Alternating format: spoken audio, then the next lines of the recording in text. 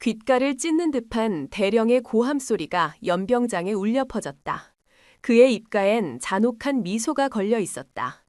3대 독자면 뭐 어쩌라고. 여기선 넌 그냥 절름발이 쫄병일 뿐이다.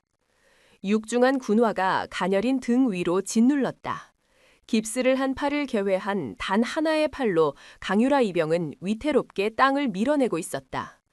주변을 둘러싼 4명의 병사들이 역겨운 웃음소리를 울렸다. 그들의 손에 들린 삽이 번뜩였다. 퍽! 차가운 흙이 한사 퍼져 그녀의 등 위로 쏟아졌다. 흙더미는 점점 그녀를 더럽고 축축한 무덤 속으로 파묻어갔다. 대령의 목소리는 얼음장처럼 차가웠다. 내가 멈추라고 할 때까지 계속해. 그렇지 않으면 여기서 산채로 묻어버릴 테니. 어린 여군은 입술을 피가 나도록 깨물었다. 눈물과 땀이 뒤섞여 점점 높아지는 흙더미 위로 뚝뚝 떨어졌다. 저 멀리 한 노인이 지팡이를 짚은 채 그 모든 광경을 조용히 지켜보고 있었다. 그리고 그의 두 눈은 무섭도록 이글거리는 불길에 휩싸여 있었다. 이야기를 시작하기에 앞서 잠시 안내 말씀드립니다. 좋아요와 구독 버튼은 제가 다음 이야기를 만드는데 가장 큰 힘이 됩니다. 그리고 댓글을 통해 여러분의 감상을 자유롭게 들려주세요. 여러분의 응원 하나하나가 저에겐 정말 큰 원동력이 됩니다. 지금 어디에서 무엇을 하시며 듣고 계신지 알려주시는 것도 대환영입니다.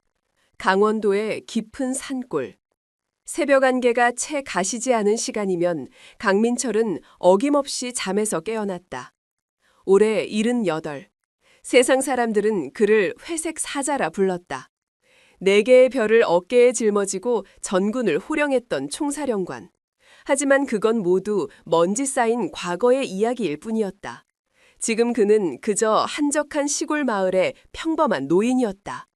그의 하루는 마당 한편에 자리한 작은 난실에서 시작되었다. 난초의 잎을 정성스레 닦아내는 그의 손은 투박했다. 평생을 총과 작전 지도를 잡아온 군인의 손. 하지만 그 손길은 더없이 섬세했다. 마치 깨지기 쉬운 유리를 다루듯.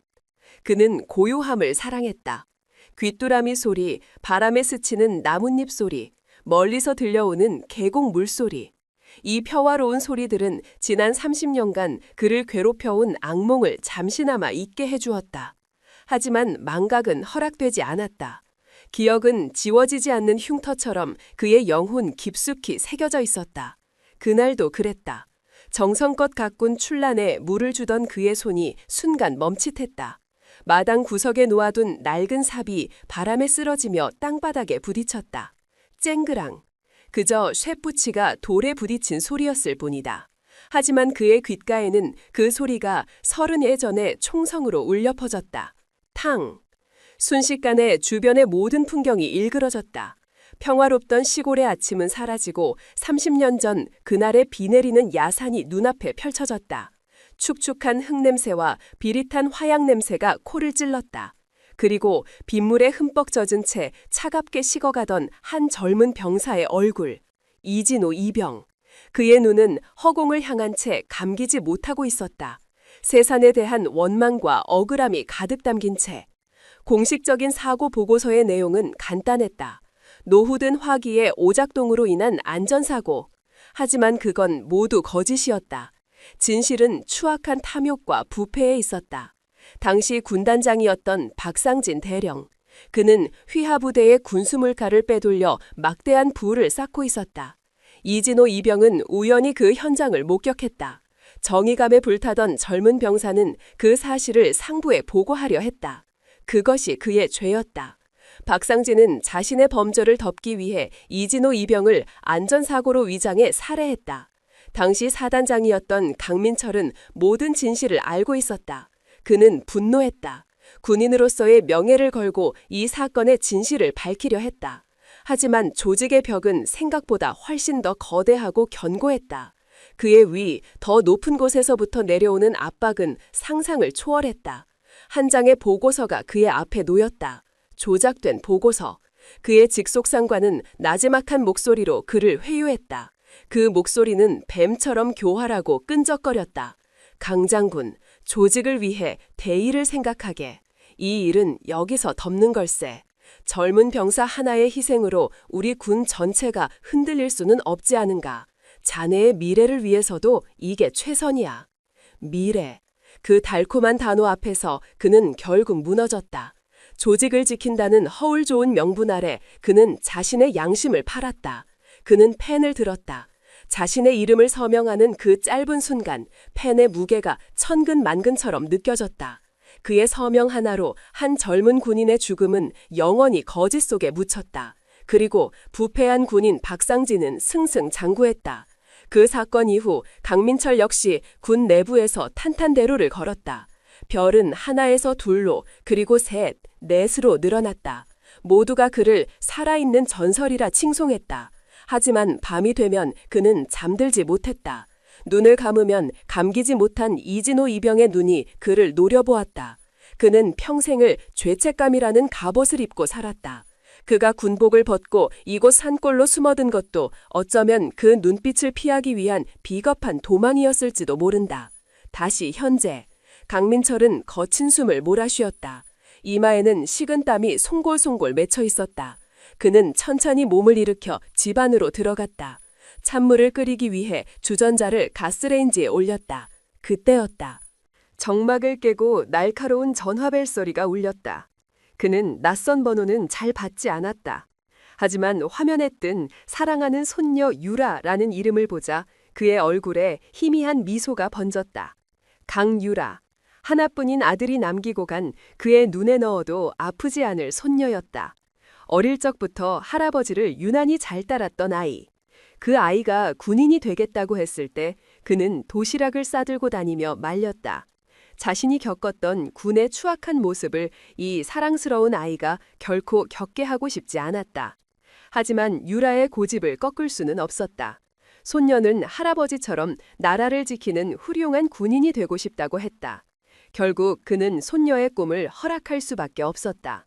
그렇게 유라는 현재 육군 제77여단에서 복무 중이었다. 그는 조심스럽게 통화 버튼을 눌렀다. 유라녀, 잘 지내고 있느냐? 수화기 너머로 들려오는 손녀의 목소리는 애써 밝았다. 할아버지, 저 유라예요. 그럼요, 잘 지내고 있죠. 밥도 잘 먹고 훈련도 잘 받고 있어요. 하지만 강민철의 귀는 속일 수 없었다. 30년을 전장에서 부하들의 목소리를 들어온 그다.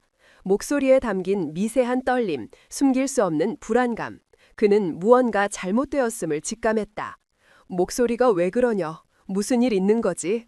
그의 나지막하지만 날카로운 질문에 유라는 잠시 말을 잇지 못했다. 짧은 침묵, 그리고 그 침묵을 깨고 다급한 목소리가 들려왔다. 아니에요, 할아버지. 그냥 훈련이 좀 힘들어서요. 걱정 마세요. 저 끊어야 할 것 같아요. 유라의 목소리 뒤로 희미하지만 분명한 소리가 들려왔다.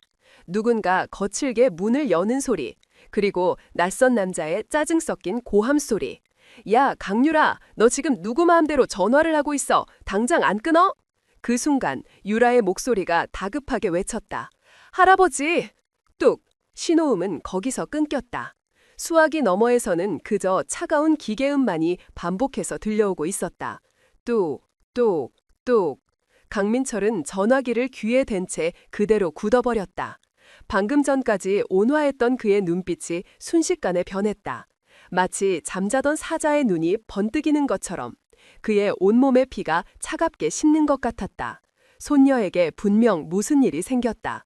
그것도 아주 좋지 않은 일이. 그는 더 이상 망설이지 않았다. 주전자에 물이 끓기 시작하며 시끄러운 소리를 내고 있었지만 그는 신경 쓰지 않았다. 그는 조용히 옷장으로 향했다. 화려한 장군복들은 모두 처분했지만 그 안에는 아직 그의 몸에 익숙한 옷가지들이 남아있었다. 그는 평소 입던 편안한 개량 한복을 벗고 검은색 등산복으로 갈아입었다. 그리고 벽에 걸어두었던 낡은 나무 지팡이를 손에 쥐었다. 그의 30년은 도망과 후회의 시간이었다. 하지만 이제는 아니었다. 그의 유일한 피부치, 그의 전부인 손녀가 위험에 처했다. 회색 사자는 더 이상 과거의 상서 뒤에 숨어 있을 수 없었다. 그의 눈빛은 이미 30년 전 전장을 호령하던 야수의 그것으로 돌아와 있었다. 그는 조용히 현관문을 나섰다. 그의 발걸음은 조금 느렸지만 그 안에는 강철 같은 의지가 담겨 있었다. 목적지는 단 한 곳, 제77여단이었다. 택시는 77여단 정문 앞에서 멈춰섰다. 강민철은 말없이 요금을 지불하고 차에서 내렸다.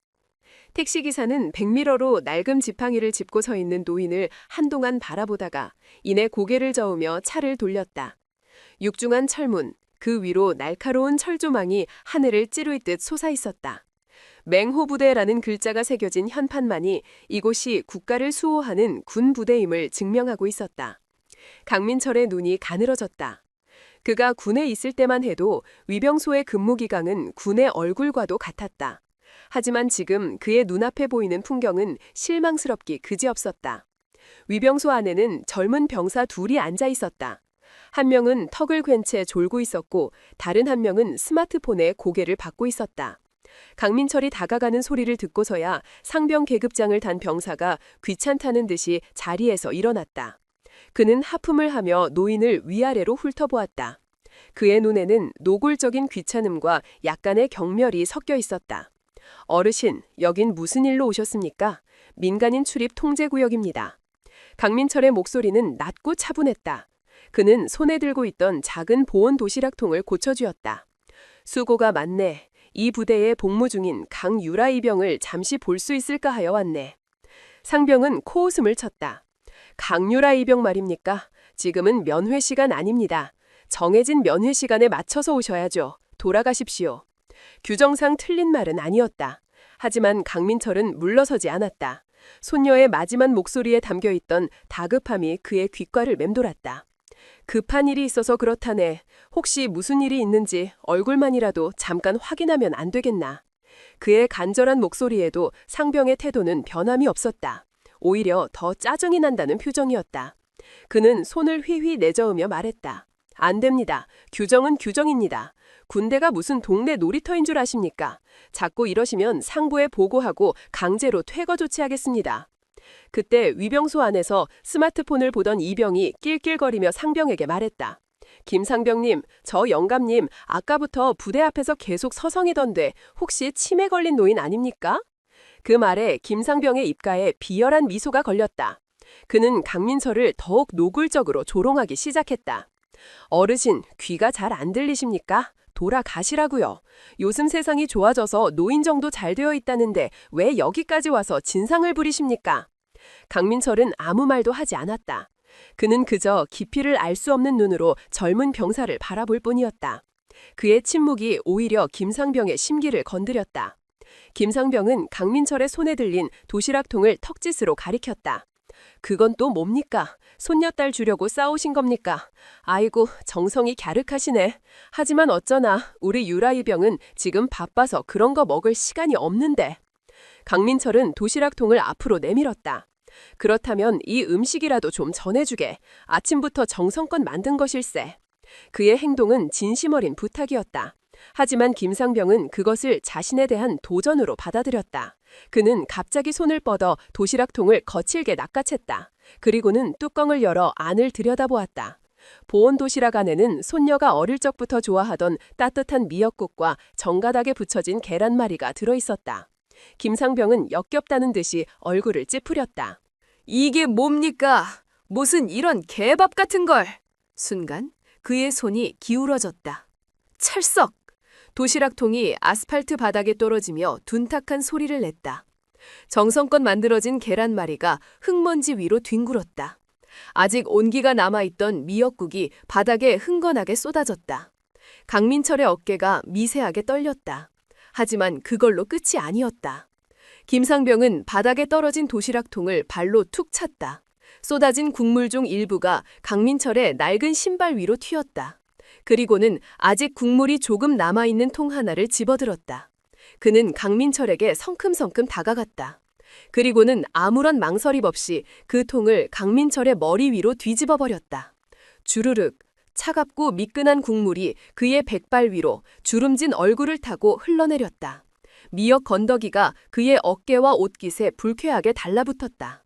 모욕감. 그것은 살을 애는 고통보다 더 깊은 상처를 남겼다.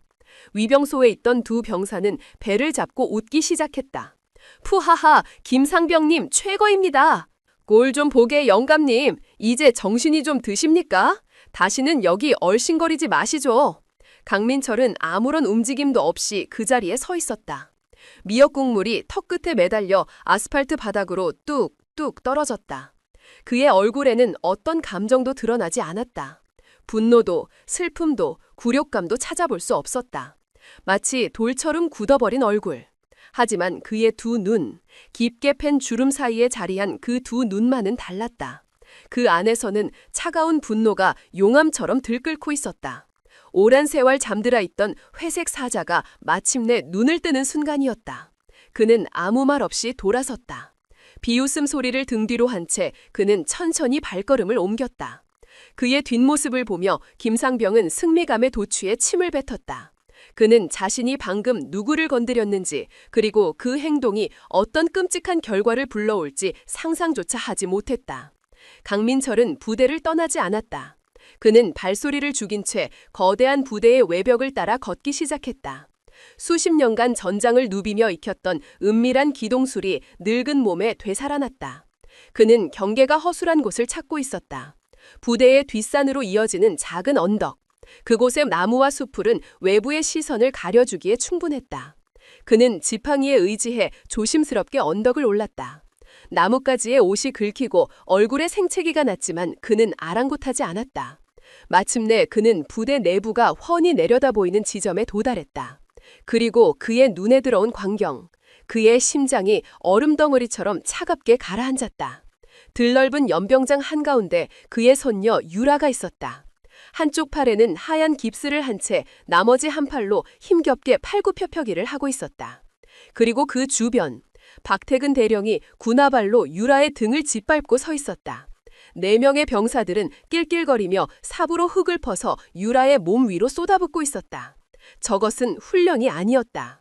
명백한 고문이자 살인 행위였다. 그의 눈앞에서 그의 유일한 핏줄이, 그의 세상의 전부가 산채로 매장당하고 있었다. 더 이상의 인내는 무의미했다. 더 이상의 관용은 사치였다. 강민철은 천천히 품 안에서 낡은 폴더폰 하나를 꺼내들었다.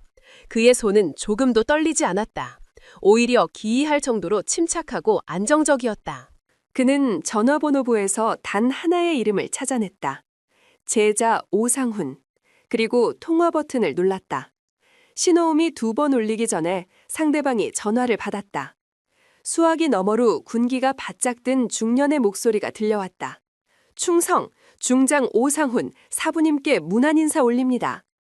강민철의 입이 마침내 열렸다. 그의 목소리는 감정 한 점 없이 강철처럼 차가웠다. 나다. 그 한마디에 수화기 너머의 공기가 얼어붙는 것이 느껴졌다. 강민철은 연병장에서 눈을 떼지 않은 채 명령을 내렸다. 10분 주겠다. 당장 운용 가능한 모든 블랙호크를 이끌고 제77여단 연병장으로 와라. 한 놈도 빠짐없이. 무슨 말인지 알겠나? 수화기 너머에서는 어떠한 질문도 토를 다는 소리도 들리지 않았다. 오직 강철이 부딪히는 듯한 대답만이 들려올 뿐이었다. 옙, 알겠습니다, 사부님. 지금 즉시 출동하겠습니다. 강민철은 조용히 전화를 끊었다. 그는 다시 폴더폰을 품 안에 넣었다. 그리고 지팡이를 고쳐주었다. 이제 곧 지옥의 문이 열릴 것이다. 그는 그 지옥을 기꺼이 만들 생각이었다. 박태근 대령의 잔혹한 고문은 계속되고 있었다. 그는 흙더미 속에서 가쁜 숨을 몰아쉬는 강유라를 내려다보며 희열을 느꼈다. 권력. 그것은 이토록 달콤한 것이었다. 한 인간의 생사를 자신의 소나귀에 쥐고 흔드는 감각. 그는 이 순간을 영원히 즐기고 싶었다.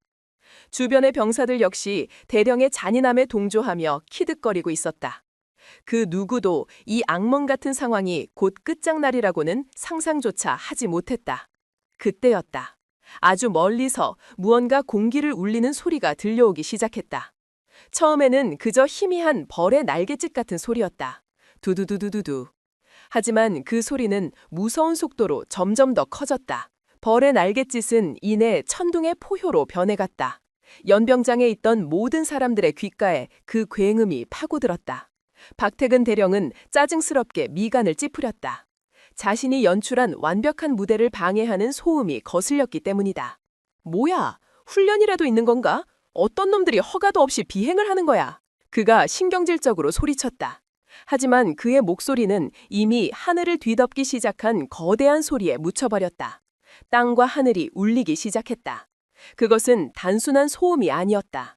고막을 찢고 뼈를 울리는 압도적인 굉음이었다. 병사들이 불안한 듯 수근거리기 시작했다. 이 소리는 대체 헬리콥터 소리 같은데 이렇게 가까이서 들리는 건 처음입니다. 하늘을 올려다본 한 병사가 경악에 찬 목소리로 비명을 질렀다. 저길 보시시오. 모두의 시선이 하늘로 향했다. 그리고 그들은 보았다. 구름을 찢고 세 대의 검은 그림자가 모습을 드러내는 것을. UH-60 블랙호크. 대한민국 육군이 보유한 최강의 기동 헬기. 마치 지옥에서 날아온 검은 맹금처럼 세 대의 블랙호크는 엄청난 위압감을 뿜어내며 하강하고 있었다. 헬기의 프로펠러가 만들어내는 바람은 그 자체로 재앙이었다. 모래와 먼지가 폭풍처럼 휘몰아쳐 눈을 뜰 수조차 없었다. 연병장 구석에 세워져 있던 천막이 종이장처럼 찢겨 날아갔다. 병사들은 본능적으로 몸을 웅크리며 머리를 감쌌다. 박태근 대령 역시 당황하기는 마찬가지였다. 그는 이 부대의 최고 지휘관이었다. 하지만 그의 허락 없이 그것도 세 대의 블랙호크가 자신의 머리 위 연병장에 착륙을 시도하고 있었다. 이것은 명백한 월권 행위이자 자신에 대한 정면 도전이었다. 어떤 새끼들이야. 당장 착륙을 멈추고 소속을 밝혀라. 여긴 77여단이다. 그는 목에 핏대를 세우며 고함을 질렀다. 하지만 그의 외침은 강철의 야수가 내뿜는 굉음에 의해 산산조각나 사라졌다. 블랙호크들은 그의 경고를 비웃기라도 하듯 조금의 망설임도 없이 연병장 중앙에 착륙했다. 쿵, 쿵, 쿵. 거대만 강철 동체가 땅에 닿으며 육중한 소리를 냈다. 그리고 순간 세상의 모든 소리가 멎었다. 귀를 찢을 듯 울려대던 프로펠러 소리가 멈추자 연병장에는 섬뜩할 정도로 정적이 흘렀다. 그 정적 속에서 모두는 숨을 죽였다. 마치 폭풍의 눈 한가운데 들어온 듯한 기분이었다. 그때였다. 킥! 세 대의 헬기 측면문이 거의 동시에 열렸다. 그리고 그 안에서 그림자가 모습을 드러냈다. 가장 먼저 내린 것은 한 명의 장군이었다. 그의 어깨에는 번쩍이는 별 하나, 준장이었다. 그의 뒤를 이어 두 번째 헬기에서 별 2개를 단 소장이 내렸다. 마지막으로 중앙에 있던 헬기에서 내린 사람은 별 3개를 어깨에 짊어진 중장이었다. 준장, 소장, 그리고 중장. 3명의 장군, 총 6개의 별이 한자리에 모인 것이다. 그들은 마치 약속이라도 한 듯 일사불란하게 움직였다. 그들의 얼굴은 차갑게 굳어 있었고 눈빛은 살기가 등등했다. 군화가 아스팔트 바닥에 부딪히는 소리가 연병장 전체에 섬뜩하게 울려 퍼졌다. 뚜벅, 뚜벅, 뚜벅. 박태근 대령은 자신의 눈을 의심했다. 자신이 복무하는 군단의 군단장이자 하늘 같은 상관인 오상훈 중장이었다. 그리고 그의 옆에는 사단장인 김도현 소장과 군단 감찰실장인 서진우 준장까지. 군단의 핵심 지휘부가 총출동한 것이다. 박태근은 본능적으로 몸이 굳었다. 그는 황급히 자세를 바로 하고 경례를 준비했다. 자신의 부대에 예고도 없이 방문한 상급자들을 맞이해야 했다. 충! 그가 경례 구호를 외치려던 순간이었다. 하지만 3명의 장군들은 그에게 눈길조차 주지 않았다. 그들은 마치 박태근 대령이 그 자리에 없는 투명 인간인 것처럼 그를 그대로 지나쳐갔다. 박태근의 얼굴이 경악으로 물들었다. 이건 말도 안 되는 상황이었다. 자신은 이 부대의 지휘관인 대령이다. 그런 자신을 완전히 무시하고 지나치다니. 그는 모욕감에 얼굴이 새빨갛게 달아올랐다. 하지만 그가 무슨 말을 하기도 전에 더욱 충격적인 광경이 펼쳐졌다. 3명의 장군들은 약속이라도 한 듯 한 지점을 향해 망설임 없이 걸어갔다. 그들의 시선이 향한 곳, 그곳에는 부대 외곽 철조망 근처 언덕 아래에 조용히 서 있는 한 노인이 있었다. 머리에는 미역국 건더기가 말라붙어 있고 옷은 흙먼지로 더러워진 초라한 행색의 노인. 조금 전 위병소에서 자신들이 모욕하고 내쫓았던 바로 그 노인이었다. 박태근 대령은 혼란에 빠졌다. 어째서 군단의 최고 지휘관들이 저런 거짓고래한 노인에게로 향하는 것인가? 그는 이해할 수 없었다. 3명의 장군들은 노인의 앞에 정확히 3보거리를 두고 멈서섰다. 그리고 다음 순간 박태근 대령과 연병장에 있던 모든 병사들의 입이 떡 벌어졌다. 오상훈 중장, 김도현 소장, 서진우 준장. 하늘을 찌를 듯한 위세를 자랑하던 3명의 장군들이 마치 칼로 잰 듯 완벽하게 자세를 잡았다.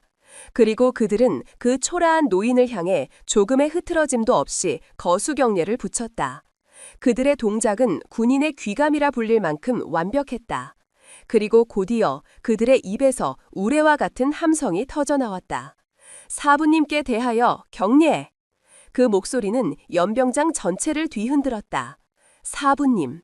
그 단어가 박태근 대령의 뇌리에 번개처럼 내리꽂혔다. 세상은 멈췄다. 시간이 멈추고 공기가 멈췄다. 박태근 의령은 얼어붙은 채 그저 서 있을 뿐이었다. 자신이 침에 걸린 노인이라 조롱하며 머리에 국물을 부었던 저 노인이 군단장과 사단장이 사부님이라 부르는 존재라고. 그의 머릿속이 하얗게 비어버렸다. 이성적인 사고가 불가능했다. 흙더미에 반쯤 파묻혀 있던 강유라 역시 그 광경을 희미한 의식 속에서 바라보고 있었다. 그녀는 자신의 할아버지를 향해 경례를 붙이는 3명의 장군들을 보며 이것이 꿈인지 생시인지 분간할 수 없었다. 연병장을 가득 채웠던 침묵. 그 침묵을 깬 것은 노인의 목소리였다. 강민철은 자신에게 경례를 하는 3명의 제자들을 바라보며 나지막하지만 강철 같은 목소리로 말했다. 그의 목소리에는 지옥의 분노가 담겨 있었다. 지금부터 이 부대의 모든 지휘권은 내가 인수한다. 강민철의 목소리가 연병장에 울려 퍼지는 순간 시간은 얼어붙었다. 모든 움직임과 소리가 멎었다. 오직 그의 목소리만이 절대적인 법률처럼 그 공간을 지배했다. 박태근 대령은 귀를 의심했다. 이 부대의 지휘권은 자신에게 있었다. 그런데 감히 저런 남루란 생색의 노인이 지휘권을 인수하겠다고 선포한 것이다. 그는 이 상황이 거대한 몰래카메라가 아닐까 생각했다. 하지만 그의 앞에 서 있는 3명의 장군들의 표정은 장난이라고는 조금도 찾아볼 수 없었다. 오상훈 중장은 한치의 망설임도 없이 허리를 굽혀 노인에게 대답했다. 옛, 사부님, 지금부터 77여단은 사부님의 지휘 아래에 들어갑니다. 그 대답은 확인 사살과도 같았다. 박태근의 마지막 남은 이성의 끈이 끊어졌다. 강민철은 더 이상 그에게 신경 쓰지 않았다. 그는 흙더미에 파묻힌 채 미약하게 신음하고 있는 손녀 강유라에게로 시선을 돌렸다. 그의 눈에 처음으로 비통함이 스쳐 지나갔다. 그는 제자들을 향해 고개를 돌리지도 않은 채 낮고 갈라진 목소리로 명령했다. 내 손녀부터 저 흙더미에서 꺼내라. 당장. 명령이 떨어지기 무섭게 김도ያን 소장이 가장 먼저 뛰쳐나갔다. 별 2개를 어깨에 단 현역 사단장이었다. 그런 그가 조금의 주저함도 없이 흙더미 앞에 무릎을 꿇었다. 그리고는 자신의 손으로 흙을 파내기 시작했다. 그의 정갈하게 관리된 손톱 밑으로 축축한 흙이 끼어들어갔다. 하지만 그는 아랑곳하지 않았다. 오히려 더욱더 필사적으로 흙을 파헤쳤다. 서진우 준장 역시 그의 옆에 합류했다. 2명의 장군이 맨손으로 흙을 파내는 광경. 그것은 그 자리에 있던 모든 병사들에게 평생 잊지 못할 충격을 안겨주었다. 그것은 단순한 복종이 아니었다. 자신들의 스승이자 전설에 대한 절대적인 존경심의 표현이었다. 곧 의무병들이 들것을 들고 달려왔다. 흙더미 속에서 마침내 유랄의 온전한 모습이 드러났다. 그녀의 군복은 흙과 땀과 눈물로 범벅이 되어 있었다. 입술은 터져 피가 맺혀 있었고 의식은 거의 혼미한 상태였다. 깁스를 한 팔은 이미 흙먼지로 더러워져 회색빛이 되어 있었다. 김도연 소장은 조심스럽게 그녀의 맥박을 확인했다. 그리고는 분노로 이가 갈리는 소리를 냈다. 맥박이 너무 약합니다. 이대론 위험합니다. 오상훈 중장은 뒤를 돌아보며 포효했다. 의무 헬기는 뭘 하고 있나? 당장 이쪽으로! 블랙호크 한 대의 프로펠러가 다시 돌기 시작했다. 강력한 바람이 또다시 연병장을 휘저었다. 의무병들이 유라를 들것에 실어 조심스럽게 헬기로 옮겼다. 강민철은 헬기가 이륙하여 시야에서 사라질 때까지 말없이 그 모습을 지켜보았다. 그의 눈빛은 차갑게 가라앉아 있었다. 이제 심판의 시간이었다. 손녀가 안전해진 것을 확인한 강민철은 천천히 몸을 돌렸다. 그리고 그는 박태근 대령을 향해 걸어가기 시작했다. 그의 손에 들린 낡은 나무 지팡이가 아스팔트 바닥을 규칙적으로 찍었다. 똑, 똑, 똑. 그 소리는 마치 박태근의 심장 박동을 대신하는 것처럼 혹은 그의 운명의 종지부를 찍는 망치 소리처럼 울렸다. 박태근은 공포에 질려 뒷걸음질렀다. 하지만 그의 등 뒤에는 이미 서슬퍼른 표정의 헌병들이 버티고 서 있었다. 도망칠 못은 없었다. 박태근과 함께 유라를 괴롭혔던 4명의 병사들은 이미 사색이 된 채 바닥에 주저앉아 벌벌 떨고 있었다. 그들은 자신들이 무슨 짓을 저질렀는지 깨닫기 시작했다. 서진우 존장이 그들에게 다가가 얼음처럼 차가운 목소리로 말했다. 이 4명 살인미수 현행범으로 즉시 체포한다. 이 시간부로 모든 묵비권은 소용없을 것이다. 헌병들이 일사불란하게 움직였다. 철컥, 철컥. 차가운 수갑이 채워지는 소리가 병사들의 울음 섞인 비명과 함께 울려 퍼졌다. 그들은 짐승처럼 끌려나갔다. 이제 연병장 중앙에는 강민철과 박태근 단둘만이 남은 것처럼 보였다. 강민철이 박태근의 바로 앞에 멈춰섰다. 박태근은 간신히 용기를 쥐어짰다. 그는 자신의 죄를 인정할 수 없었다. 인정하는 순간 모든 것이 끝장이라는 것을 알고 있었다. 그는 변명하기 시작했다. 목소리는 공포로 심하게 떨리고 있었다. 오해이십니다. 이것은 군기 확립을 위한 정상적인 훈련이었습니다. 저 이병이 평소 복무 태도가 불량하여. 그의 말이 채 끝나기도 전에 강민철의 손이 움직였다. 그의 움직임은 노인의 것이라고는 믿을 수 없을 만큼 빠르고 날카로웠다. 짝! 공기를 찢는 파열음과 함께 강민철의 손바닥이 박태근의 뺨을 후려쳤다. 엄청난 충격에 박태근의 고개가 옆으로 돌아갔다. 그의 입에서 비명이 터져나왔고 입술이 터져 피가 흘렀다. 뺨에는 선명한 손자국이 붉게 피어올랐다. 연병장에 있던 모든 이들이 숨을 삼켰다. 강민철의 목소리는 분노로 타오르고 있었다. 내 놈이 군인을 입에 담을 자격이 있다고 생각하나? 그의 목소리는 크지 않았지만 그 안에 담긴 무게감은 연병장 전체를 짓눌렀다. 내 놈이 입고 있는 그 군복은 수많은 선배들이 피와 땀으로 지켜낸 명예의 상징이다. 그런데 감히 내 놈 같은 버러지가 사리사욕과 가학적인 쾌락을 위해 그 군복을 더럽혀? 깁스를 한 부상병을, 그것도 어린 여군을 산채로 파묻는 것이 내 놈이 말하는 군기인가? 그의 일갈에 박태근은 아무런 대답도 하지 못했다. 그저 고통과 굴욕감에 몸을 떨 뿐이었다. 그때 오상훈 중장이 강민철의 옆으로 다가와 보고했다. 그의 손에는 긴급히 입수한 서류철이 들려 있었다. 사부님, 보고드립니다. 박태근 대령에 대한 투서가 이미 수십 건 이상 접수된 상태였습니다. 부대 보급품 횡령, 부하 병사들에 대한 상습적인 폭행과 가혹행위, 심지어는 부대 운영비를 개인적인 유흥비로 사용한 정황까지 포착되었습니다. 오상훈 중장의 보고는 박태근의 관뚜껑에 못을 박는 것과 같았다. 그의 범죄는 단순히 한 명의 병사를 괴롭힌 수준이 아니었다. 그는 부대 전체를 자신의 왕국처럼 여기며 온갖 부패와 비리를 저질러왔던 것이다. 강민철은 박태근을 경멸의 눈빛으로 내려다보았다. 썩어 빠진 암덩어리 같은 놈. 그는 마지막으로 한마디를 뱉고는 오상훈 중장에게 명령했다. 저놈의 군복을 벗겨라. 그리고 당장 구속시켜. 내가 평생을 바친 이 군대에서 저런 놈이 대령이라는 계급장을 달고 있다는 사실 자체가 참을 수 없는 모욕이다. 오상훈의 눈이 번뜩였다. 예, 알겠습니다. 그는 뒤에 대기하고 있던 헌병들에게 손짓했다. 헌병 2명이 박태근의 양팔을 우악스럽게 붙잡았다. 박태근은 마지막 발악을 했다. 이건 놔! 날 건드릴 수 있는 사람은 아무도 없어! 우리 아버지가 누군 줄 알아? 하지만 그의 저항은 무의미했다.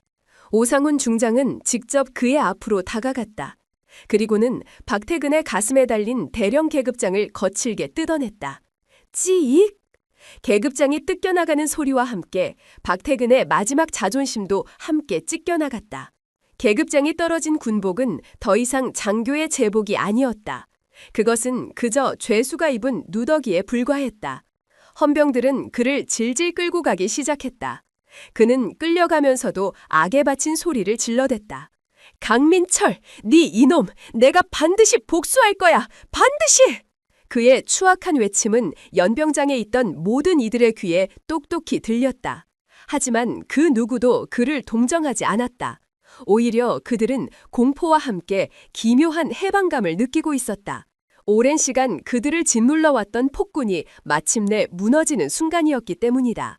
강민철은 끌려가는 박태근의 뒷모습을 아무런 감정 없는 눈으로 바라보았다. 그의 뇌리에는 박태근의 마지막 외침이 맴돌았다. 우리 아버지가 누군 줄 알아? 그 순간 그의 마음속 깊은 곳에서 30년 동안 잊고 지냈던 불길한 이름 하나가 희미하게 떠오르고 있었다. 하지만 그는 애써 그 생각을 지웠다. 지금은 그것을 생각할 때가 아니었다. 모든 소란이 끝나자 연병장에는 다시 정적이 찾아왔다. 강민철은 제자들을 돌아보며 말했다. 이 부대의 모든 장병을 연병장으로 집합시켜라. 그리고 부대 내 모든 CCTV 기록과 서류를 확보해. 먼지 한 톨까지 전부 다 털어낼 것이다. 그의 목소리는 이제 시작일 뿐이라는 것을 예고하고 있었다. 폭풍은 아직 끝나지 않았다.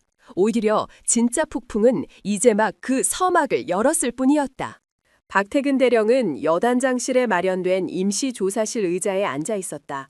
그의 두 손은 등 뒤로 수갑이 채워져 있었지만 그의 표정에는 반성의 기미가 전혀 보이지 않았다. 오히려 그의 눈빛은 독사처럼 번뜩이고 있었다. 그는 이 모든 상황이 저 늙은이의 계획적인 음해라고 굳게 믿고 있었다. 자신이 저지른 죄의 무게보다는 자신의 완벽했던 왕국이 무너졌다는 사실에 대한 분노가 더 컸다. 오상훈 중장과 김도연 소장 그리고 서진우 준장이 그의 맞은편에 앉아 있었다. 조사실의 공기는 얼음장처럼 차가웠다. 감찰실장인 서진우 준장이 먼저 입을 열었다. 그의 목소리는 감정 한 점 섞이지 않은 날카로운 칼날 같았다. 박태근 대령, 지금이라도 모든 혐의를 인정하고 사실대로 진술하는 게 좋을 거다. 그게 네가 군인으로서 지킬 수 있는 마지막 명예다. 그 말에 박태근은 코웃음을 쳤다. 그는 뻔뻔하게 고개를 들고 서진우 준장을 노려보았다. 혐의라뇨? 저는 아무것도 인정할 수 없습니다. 저는 그저 군 기강 확립을 위해 최선을 다했을 뿐입니다. 저 늙은이가 제게 개인적인 원한을 품고 이 모든 일을 조작한 겁니다. 그는 문가에 조용히 서 있는 강민철을 턱짓으로 가리키며 악을 썼다. 그의 태도는 너무나도 당당해서 순간적으로 누가 죄인인지 헷갈릴 정도였다. 김도연 소장이 분노를 참지 못하고 책상을 내리쳤다. 이놈이 아직도 정신을 못 차렸구나. 네 두 눈으로 보고도 그런 말이 나와? 네 놈이 저지른 짓은 훈련이 아니라 살인 미수다. 하지만 박태근은 눈 하나 깜짝하지 않았다. 그는 오히려 비릿한 미소를 지었다. 살인 미수라뇨? 증거 있습니까? 저 늙은이의 일방적인 주장 외에 무슨 증거가 있단 말입니까? 증거재판주의 원칙에 따라 명백한 물증 없이는 저를 처벌할 수 없을 겁니다. 저는 정식으로 재판을 청구하겠습니다. 그의 교활함에 새 장군의 얼굴이 굳어졌다. 그들은 분노했지만 박태근의 말이 법리적으로 틀리지 않다는 것을 알고 있었다. 가해자와 피해자의 진술만으로는 부족했다. 결정적인 증거가 필요했다. 박태근은 자신의 승리를 예감했다. 그는 이 위기만 넘기면 자신의 아버지가 가진 인맥을 총동원해 이 모든 것을 뒤집을 수 있다고 생각했다. 오히려 저 늙은이와 장군들을 무고죄로 역공할 수도 있을 터였다. 그의 오만한 생각이 얼굴에 그대로 드러나고 있었다. 그때까지 벽에 기댄 채 침묵을 지키고 있던 강민철이 천천히 입을 열었다. 그의 목소리는 늙고 지쳐 보였지만 그 안에는 모든 것을 꿰뚫어 보는 듯한 힘이 있었다. 증거가 필요하다. 그는 혼잣말처럼 나지막에 읊조렸다. 그리고는 서진우 준장을 향해 말했다. 서장군, 가장 확실한 증거는 현장을 기록한 영상 아니겠나. 연병장을 비추는 CCTV를 확인해 보도록 하게.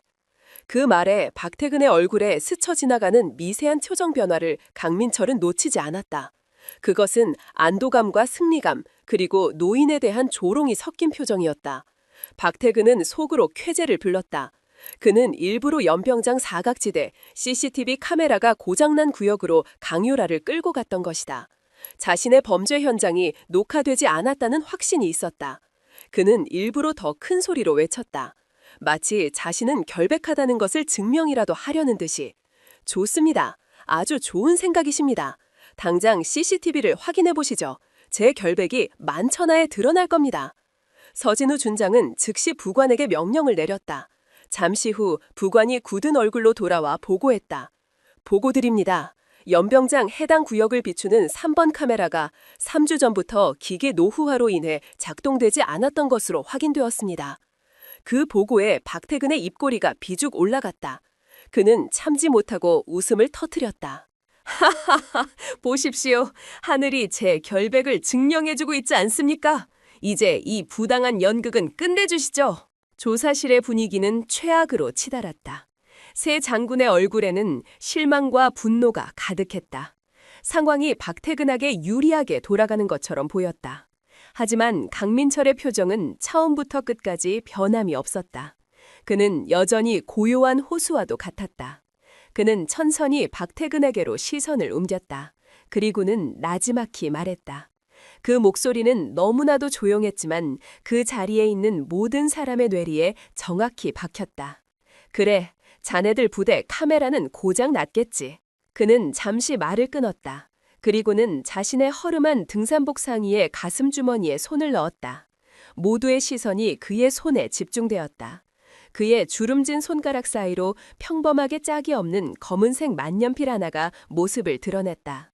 하지만 내 가슴에 달려있던 이 펜은 고장나지 않았네. 순간 박태근의 웃음이 얼굴에 그대로 굳어버렸다. 그의 동공이 지진이라도 일어난 듯 흔들리기 시작했다. 만년필 카메라.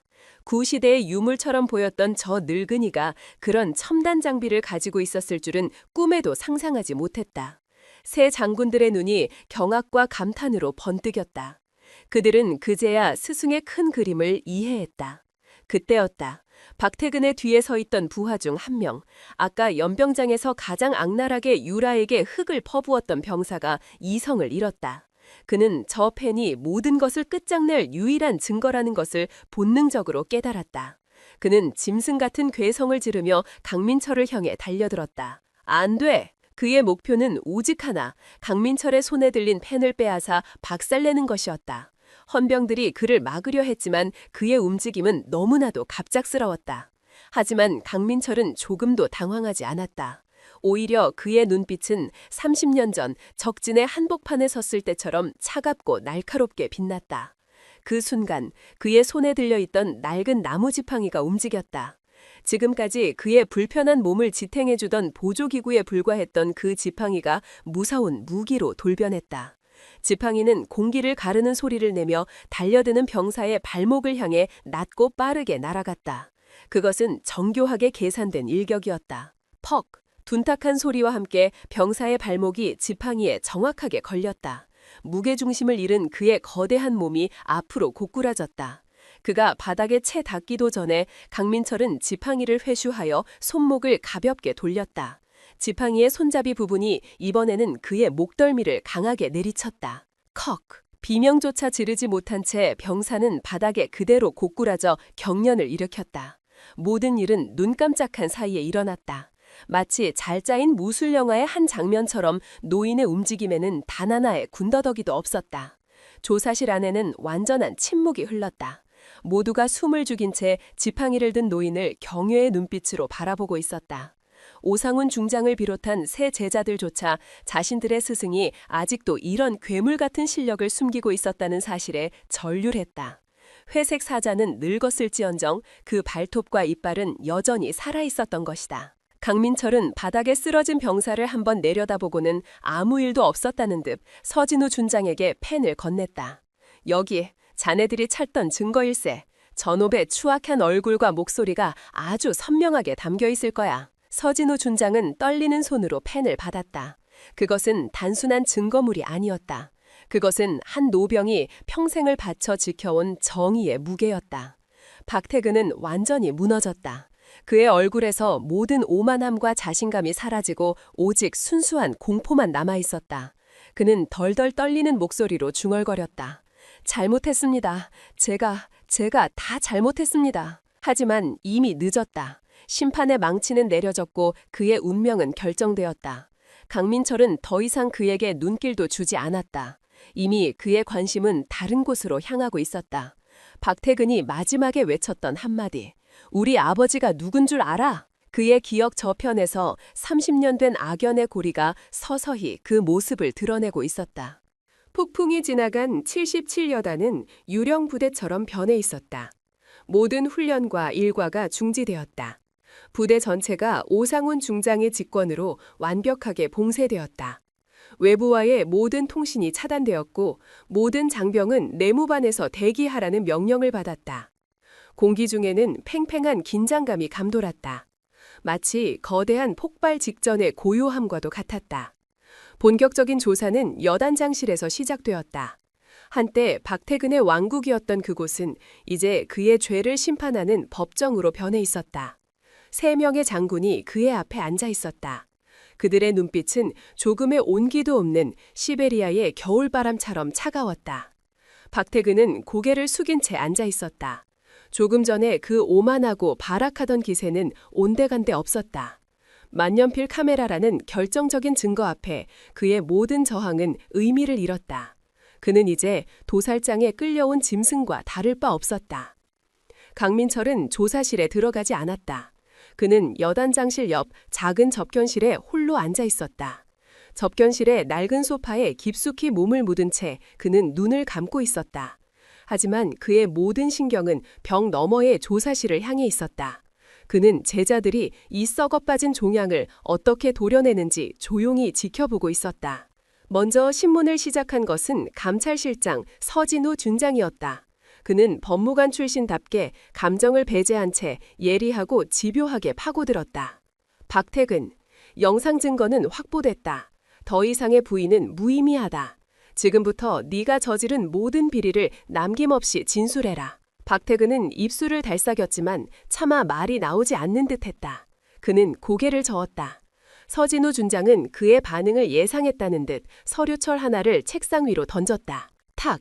건조한 소리가 박태근의 심장을 후려쳤다. 니놈이 입을 열지 않을 줄 알고 몇 가지 준비해뒀지. 이건 지난 1년간 니놈의 부대 운영비 지출 내역서다.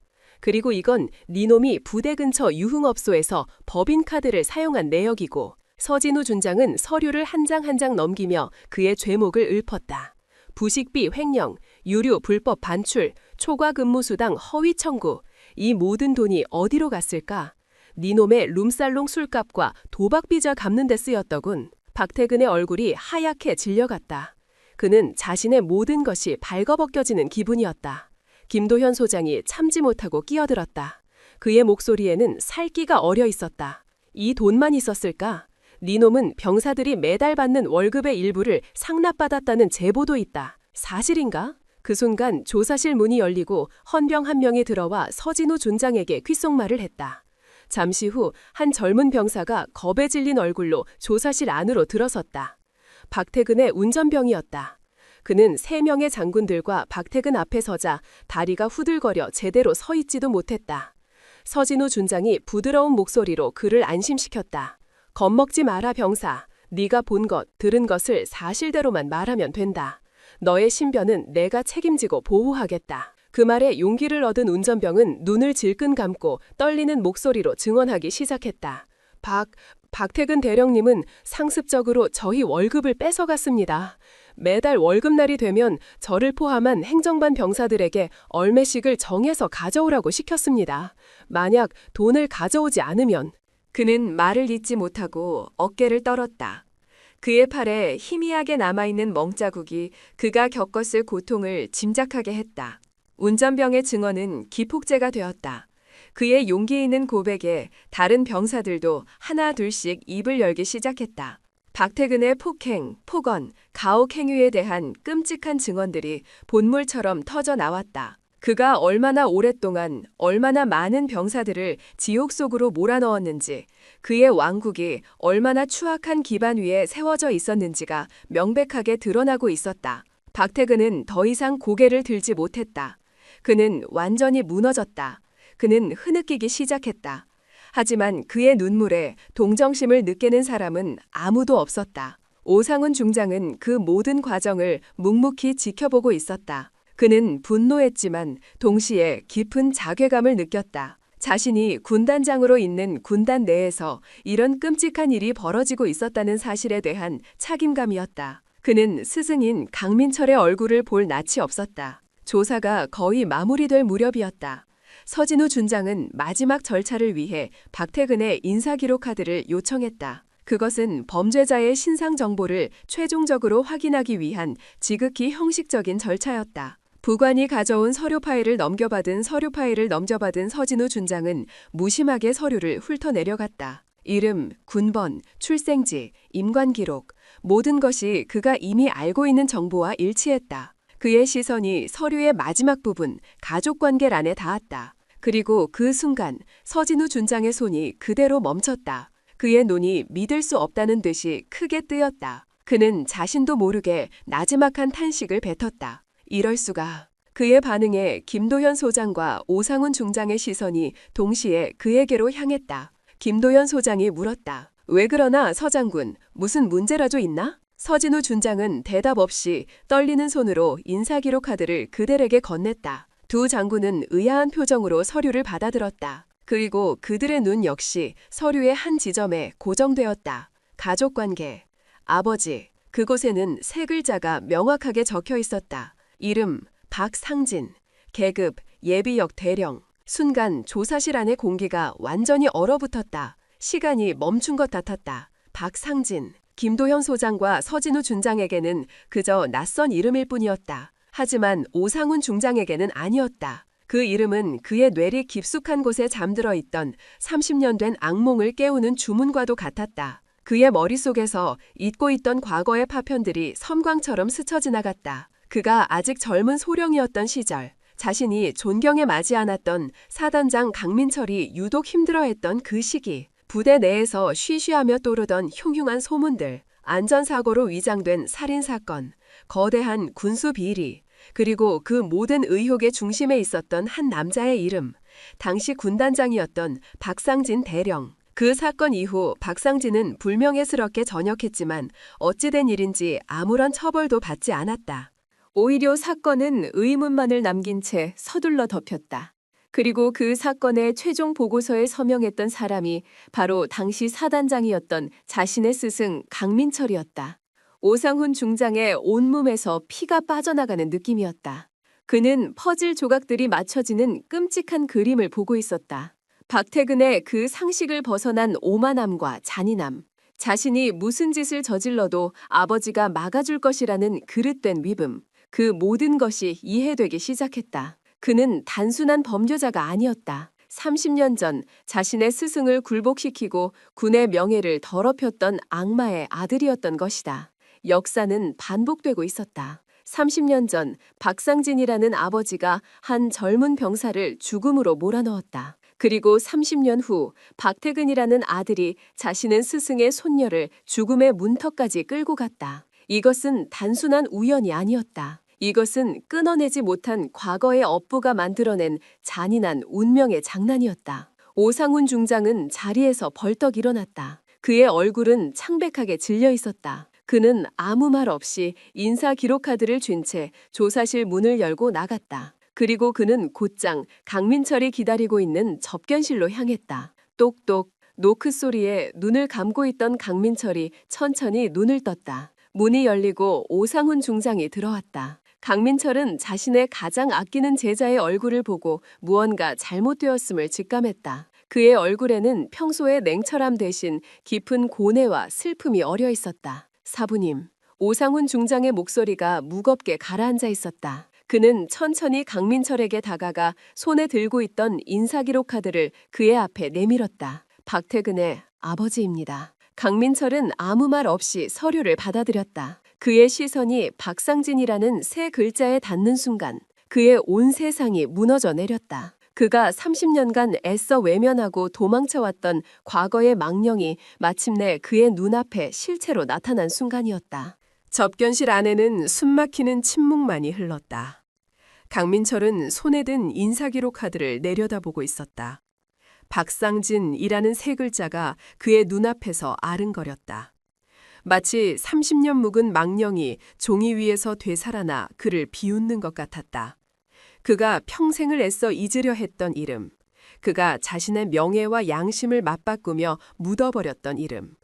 그 이름이 지금 자신의 손녀를 죽음의 문턱으로 몰아넣은 악마의 아버지로서 그의 앞에 다시 나타난 것이다. 우연이 아니었다. 이것은 운명이었고 30년의 시간을 거슬러 올라온 지독한 업보였다. 그의 손이 미세하게 떨리고 있었다. 옆에 서 있던 오상훈 중장은 아무 말도 하지 못했다. 그는 자신의 스승이 지금 어떤 지옥을 겪고 있을지 감히 상상조차 할 수 없었다. 스승의 어깨를 짓누르고 있던 평생의 죄책감이 바로 이 순간 눈앞의 현실이 되어버린 것이다. 얼마나 시간이 흘렀을까? 강민철이 천천히 고개를 들었다. 그의 눈은 핏발이 서 있었지만 그 안에는 더 이상 혼란이나 고통이 보이지 않았다. 대신 모든 것을 감내하기로 결심한 자의 비장하고도 단단한 의지가 자리 잡고 있었다. 그는 자신의 가장 아끼는 제자를 바라보며 나지막하지만 흔들림 없는 목소리로 말했다. 상훈아. 그 목소리에 오상훈 중장은 반사적으로 허리를 폈다. 옛 사부님. 이 부대에서 가장 큰 강당으로 모든 장병을 집합시켜라. 장교, 부사관, 병사 할 것 없이 단 한 명도 빠짐없이. 오상훈 중장은 의도를 알 수 없어 잠시 망설였다. 알겠습니다. 혹시 무슨 말씀을 하시려는 겁니까? 강민철은 대답 대신 자리에서 일어섰다. 그는 낡은 지팡이를 짚으며 접견실 문을 향해 걸어갔다. 그리고 박태근 대령, 저놈도 그 자리로 끌고 와라. 모든 병사들이 보는 앞에서 이 모든 이야기의 시작과 끝을 들려주어야겠다. 그의 목소리에는 거부할 수 없는 무게가 실려 있었다. 그것은 더 이상 도망치지 않고 자신의 과거와 정면으로 마주하겠다는 한 노병의 마지막 결이었다. 얼마 지나지 않아 77여단의 대강당은 수백 명의 장병들로 가득 찼다. 모두가 어리둥절한 표정으로 웅성거리고 있었다.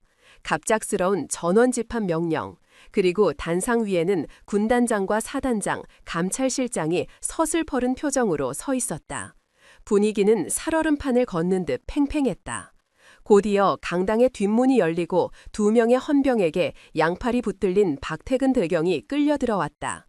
그의 등장에 강당 안은 찬물을 끼얹은 듯 조용해졌다.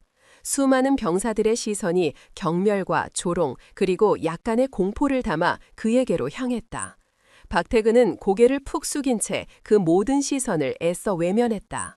그리고 마지막으로 강민철이 천천히 단상 위로 걸어 올라갔다.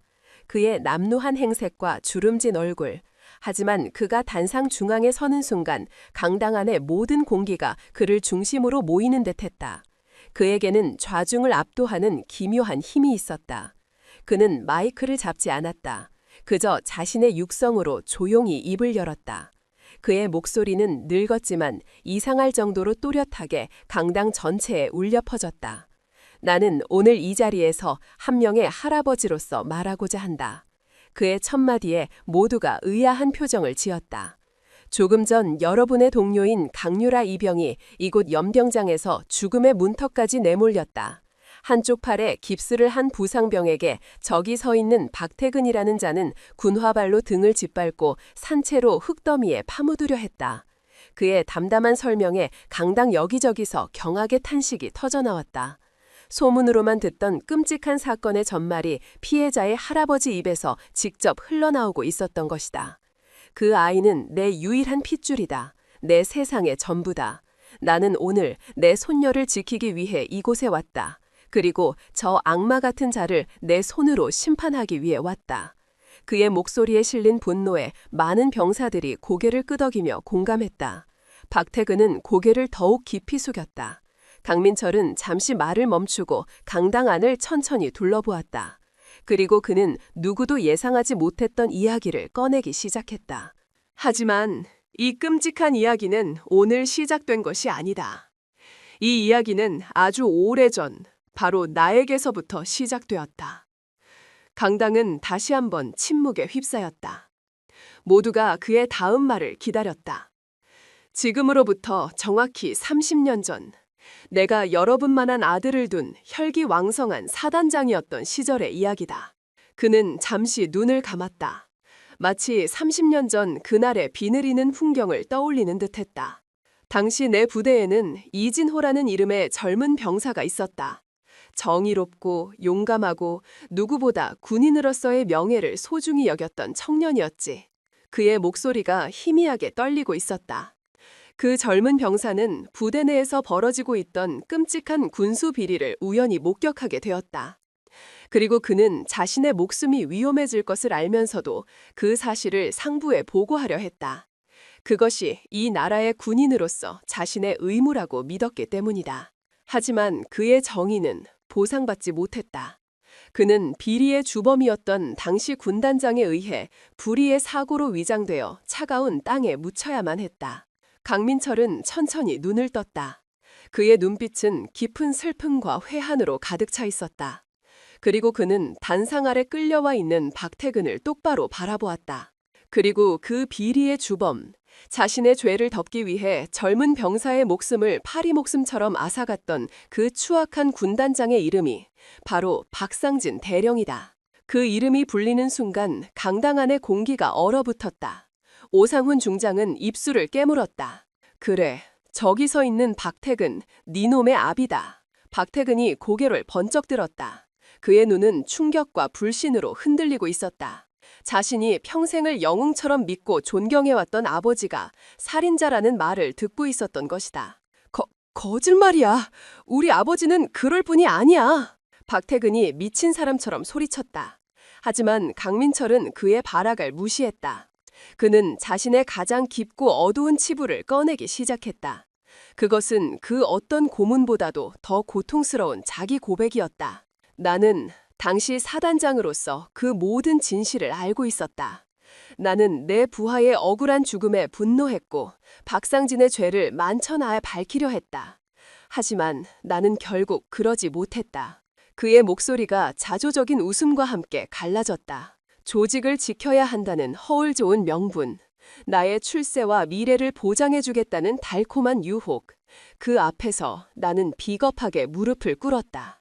나는 내 손으로 이진호 이병의 죽음이 단순 안전사고라는 거짓 보고서에 서명했다. 그의 고백에 강당은 이제 경악을 넘어선 충격에 빠졌다.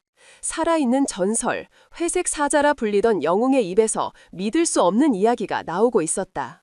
나의 침묵으로 인해 박상진이라는 부패의 근원은 살아남았다. 그는 처벌받지 않았고 그의 아들인 박태근은 아비의 죄를 그대로 학습하며 자라났다. 아비가 저질렀던 것과 똑같은 오만함과 잔인함을 가지고 강민철은 다시 한번 박태근을 향해 시선을 돌렸다. 그의 눈에는 더 이상 분노가 아닌 깊은 연민이 담겨 있었다. 내가 30년 전에 침묵하고 눈 감아 주었던 그 죄악이 하나의 썩은 유산이 되어 오늘날까지 이어진 것이다. 그리고 그 썩은 유산의 나무에서 열린 독이 든 열매를 오늘 내 손녀가 먹게 된 것이다. 이 모든 비극의 시작은 바로 나, 강민철이었다. 그의 외침은 절규와도 같았다. 그것은 한 남자가 자신의 평생을 부정하는 피를 토하는 고백이었다. 그는 이 모든 사태의 책임이 박태근뿐만 아니라 30년 전에 비겁했던 자기 자신에게 있음을 인정하고 있었다. 강당 안에는 그 어떤 소리도 들리지 않았다. 모두가 숨을 죽인 채 한 노병의 위대한 참회를 지켜보고 있었다. 강민철은 말을 마친 뒤 천천히 단상 앞으로 걸어 나왔다. 그리고 그는 강당에 모인 수백 명의 젊은 병사들을 향해 장군도 사령관도 아닌 그저 한 명의 죄인으로서 천천히 허리를 숙였다. 그의 머리가 바닥을 향해 깊게, 아주 깊게 숙여졌다. 30년 늦은 사죄를 지금 이 자리에서 한다. 미안하다. 그 순간 강당 안의 모든 병사들의 가슴 속에 뜨거운 무언가가 차오르고 있었다. 그것은 한 영웅의 추락에 대한 슬픔이 아니었다. 자신의 모든 것을 내던지고 과거의 잘못과 마주하는 한 인간의 가장 위대한 용기에 대한 경외심이었다. 박태근은 그 자리에 주저앉아 넉나간 표정으로 중얼거렸다. 그의 세계는 완전히 산산조각 나 있었다. 강민철은 허리를 펴지 않은 채 오랫동안 그 자세를 유지했다. 마치 30년 전 죽어간 젊은 병사와 오늘 고통받은 손녀와 그리고 자신이 더럽혔던 군의 명예 앞에 영원한 속죄를 구하는 것처럼. 강민철의 고백이 끝난 후에도 강당 안에는 오랫동안 침묵이 흘렀다. 그 침묵 속에는 수많은 감정이 뒤섞여 있었다. 충격, 분노, 슬픔, 그리고 한 노병의 용기에 대한 경외심. 그 모든 감정의 한가운데 박태근은 텅 빈 껍데기처럼 바닥에 주저앉아 있었다. 그의 귀에는 아무 소리도 들리지 않았다. 오직 강민철의 마지막 말만이 악몽처럼 그의 귓가를 맴돌았다. 니놈의 애비 박상진이 살인마다. 내가 30년 전에 침묵하고 눈 감아주었던 그 죄악이 하나의 썩은 유산이 되었다. 썩은 유산. 그 단어가 비수처럼 그의 심장에 박혔다. 그의 인생 전체가 부정당하는 순간이었다. 그가 평생을 믿고 따랐던 아버지, 그의 세상에서 가장 위대하고 완벽했던 영웅, 그 아버지는 그에게 늘 이렇게 말했었다. 어린 시절 그가 다른 아이와 싸우고 들어온 날에도 아버지는 그를 혼내지 않았다. 대신 그의 머리를 쓰다듬으며 낮은 목소리로 속삭였다. 태근아, 세상은 약육강식이다. 힘이 곧 정이지. 힘을 가진 자는 무엇이든 할 수 있다. 그러니 너는 강해져야 한다. 아비처럼. 그는 그 말을 신념처럼 여기고 살았다. 강해져야 한다. 아버지는 그에게 길을 보여주었다. 온갖 편법과 불법을 동원해 그를 육군사관학교에 입학시켰다. 그가 군 생활을 하는 동안 그의 앞길을 막는 장애물들은 신기하게도 저절로 사라졌다. 모든 것이 아버지의 힘이었다. 그는 아버지가 만들어준 탄탄대로 위를 걸으며 힘의 달콤함에 취해갔다. 그는 자신이 특별하다고 믿었다. 자신은 다른 사람들과는 다른 선택받은 존재라고 생각했다. 규칙과 법률은 나약한 자들이나 지키는 것이었다. 자신에게는 모든 것이 허용되었다. 강유라 이병을 괴롭힐 때도 그는 아무런 죄책감을 느끼지 못했다. 그저 자신의 권력을 확인하고 한낱 미물 같은 존재를 짓밟는 쾌감에 심취했을 뿐이다. 만약 일이 잘못되더라도 괜찮았다. 언제나처럼 전능한 아버지가 모든 것을 해결해 줄 것이라고 믿어 의심치 않았다. 하지만 그 모든 것이 거짓이었다. 자신이 믿었던 모든 것이 거대한 기만 위에 세워진 신기루에 불과했다. 자신의 아버지는 영웅이 아니었다. 그는 그저 자신의 죄를 덮기 위해 부하를 죽인 비겁한 살인자였을 뿐이다. 그리고 자신은 그 살인자의 추악한 모습을 그대로 빼다 박은 한심하고 초라한 복제품에 불과했다. 그가 휘둘렀던 힘은 자신의 것이 아니었다. 그것은 30년 전 한 젊은 병사의 피 위에 세워진 더러운 유산일 뿐이었다. 깨달음은 한순간에 찾아왔다. 그리고 그 깨달음은 그의 영혼을 송두리째 파괴했다.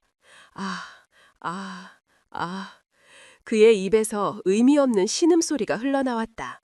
그는 고개를 들었다. 단상 위에서 자신을 내려다보고 있는 강민철과 눈이 마주쳤다.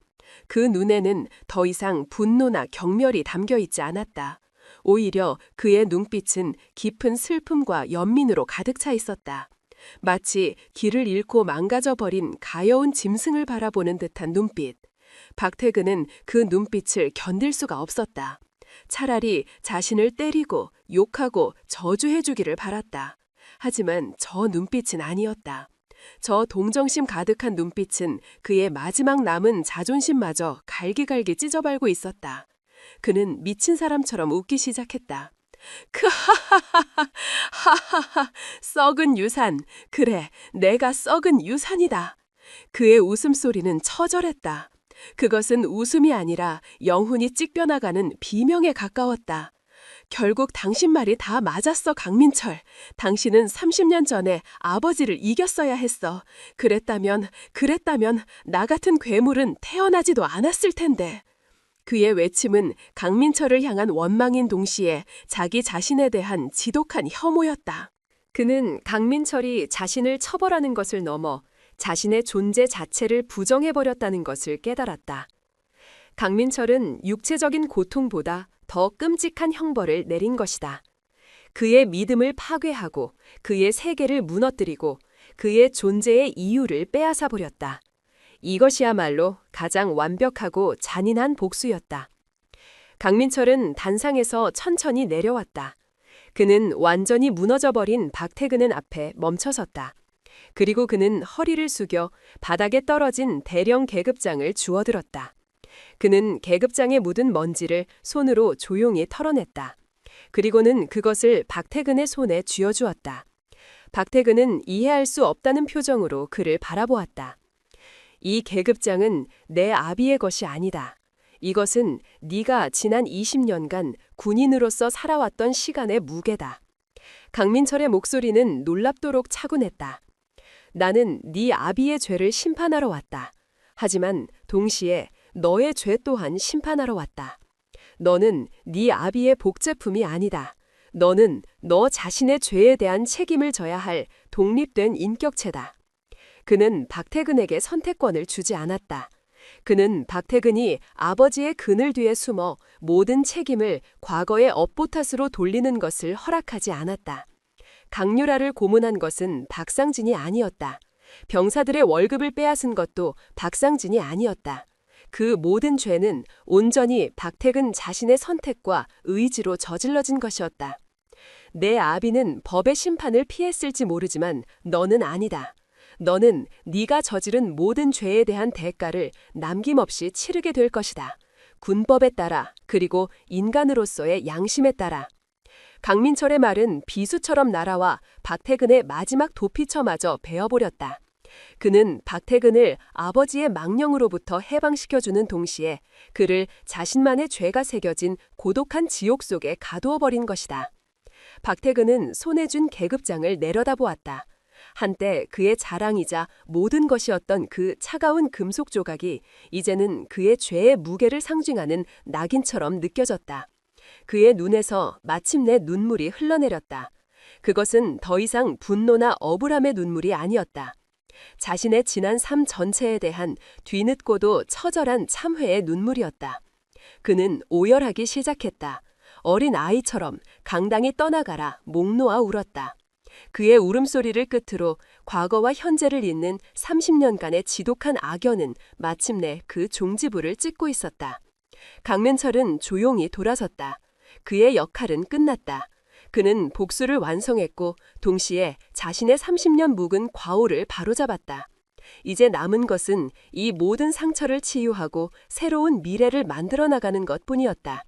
그가 강당을 빠져나가려 할 때 오상훈 중장이 그의 곁으로 다가왔다. 사부님, 이제 어떻게 하실 생각이십니까? 강민철은 강당 문을 열며 바깥의 눈부신 햇살을 바라보았다. 이제 진짜 사죄를 하러 가야지. 그의 시선은 30년 전 이진호 이병이 억울하게 묻혔던 그 비 내리던 야산을 향하고 있었다.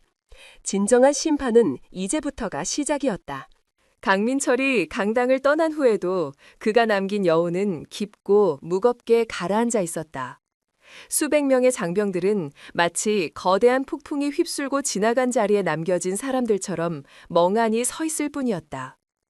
그들의 머릿속은 너무나도 많은 생각들로 복잡했다. 한 부대의 지휘관이었던 대령의 추악한 몰락, 30년의 세간을 거슬러 올라온 끔찍한 진실, 그리고 살아있는 전설이라 불리던 한 노병의 피를 토하는 자기 고백. 오늘 그들이 겪은 일은 앞으로 그들의 군생활, 아니 인생 전체에 지워주지 않을 흔적을 남길 것이 분명했다. 바닥에 주저앉아 오열하던 박태근은 헌병들에게 끌려나갔다. 그의 울음소리는 더 이상 분노의 발악이 아닌 모든 것을 잃어버린 자의 공허한 흐느낌이었다. 이제 강당 단상 위에는 3명의 장군만이 남아있었다.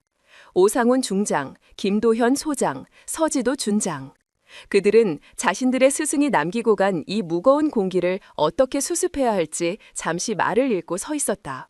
가장 먼저 움직인 것은 군단장 오상훈 중장이었다. 그는 단상 앞으로 걸어 나와 강당 안을 가득 메운 젊은 병사들을 천천히 둘러보았다. 그의 얼굴에는 깊은 고뇌와 책임감이 새겨져 있었다. 그는 마이크를 잡았다. 지직거리는 잡음과 함께 그의 낮고 무거운 목소리가 강당 전체에 울려 퍼졌다. 나는 제3군 단장 중장 오상훈이다. 그의 목소리에는 힘이 실려 있었다. 혼란에 빠져 있던 병사들의 시선이 일제히 그에게로 향했다. 오늘 여러분은 이 군대의 가장 부끄럽고 치욕스러운 모습을 목격했다. 한 지휘단이 자신의 사리사욕을 위해 부하를 학대하고 군의 명예를 더럽히는 모습을 보았다. 그는 잠시 말을 멈추고 숨을 골랐다. 나는 이 모든 사태에 대해 여러분 앞에 사죄하기 위해 이 자리에 섰다. 박태근 대령은 분명 용서받지 못할 죄를 지었다. 하지만 그가 그런 괴물이 되도록 방치한 책임은 바로 그의 지휘관인 나에게 있다. 그의 충격적인 발언에 강당 안이 술렁이기 시작했다. 군단장이 일개 병사들 앞에서 자신의 책임을 인정하고 사죄하고 있었던 것이다. 오상훈 중장은 아랑곳하지 않고 말을 이어갔다. 지휘관은 그저 부하들 위에 군림하며 명령만 내리는 자리가 아니다. 지휘관의 가장 큰 책임은 자신의 부하들이 다치지 않고 굶주리지 않고 억울한 일을 당하지 않도록 살피는 것이다.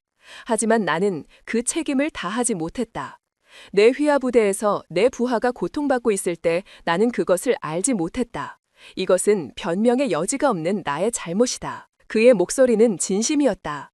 그것은 단순히 상황을 수습하기 위한 형식적인 사과가 아니었다. 자신의 스승이 보여주었던 책임지는 자세를 그 역시 자신의 방식대로 실천하고 있었던 것이다. 그때 그의 옆에 서 있던 김도연 소장과 서진우 준장이 나란히 그의 곁으로 다가왔다. 사단장과 감찰실장, 그들 역시 이 사태의 책임에서 자유로울 수 없는 지휘관들이었다. 김도연 소장이 마이크를 이어받았다. 사단장으로서 나 또한 책임을 통감한다. 내 눈과 귀가 미치지 못하는 곳에서 우리의 전우가 고통받고 있었다. 이는 100번 고개를 숙여도 모자랄 우리의 불찰이다. 서진우 준장 역시 굳은 표정으로 말했다. 감찰실장으로서 부대 내 부조리를 미리 살펴 바로잡지 못한 점 진심으로 사죄한다. 그리고 다음 순간 강당 안에 있던 모든 사람들은 자신의 눈을 의심해야만 했다. 오상훈 중장, 김도현 소장, 서진우 준장, 총 6개의 별을 어깨에 단 3명의 장군들이 약속이라도 한 듯이 단상 위에서 천천히 무릎을 꿇기 시작했다. 그들은 스승인 강민철을 향해 무릎을 꿇은 것이 아니었다. 그들은 단상 아래 자신들이 지휘해야 할 수백 명의 젊은 병사들을 향해 무릎을 꿇고 있었다. 장군들의 무릎이 차가운 단상 바닥에 닿는 순간 강당 안에서는 쿵 하는 낮은 소리가 울리는 듯했다. 그것은 단순한 소리가 아니었다. 이 군대의 낡고 부패한 권위가 무너져 내리는 소리였다. 3명의 장군들은 무릎을 꿇은 채 깊이 고개를 숙였다. 그리고 한 목소리로 외쳤다. 진심으로 미안하다.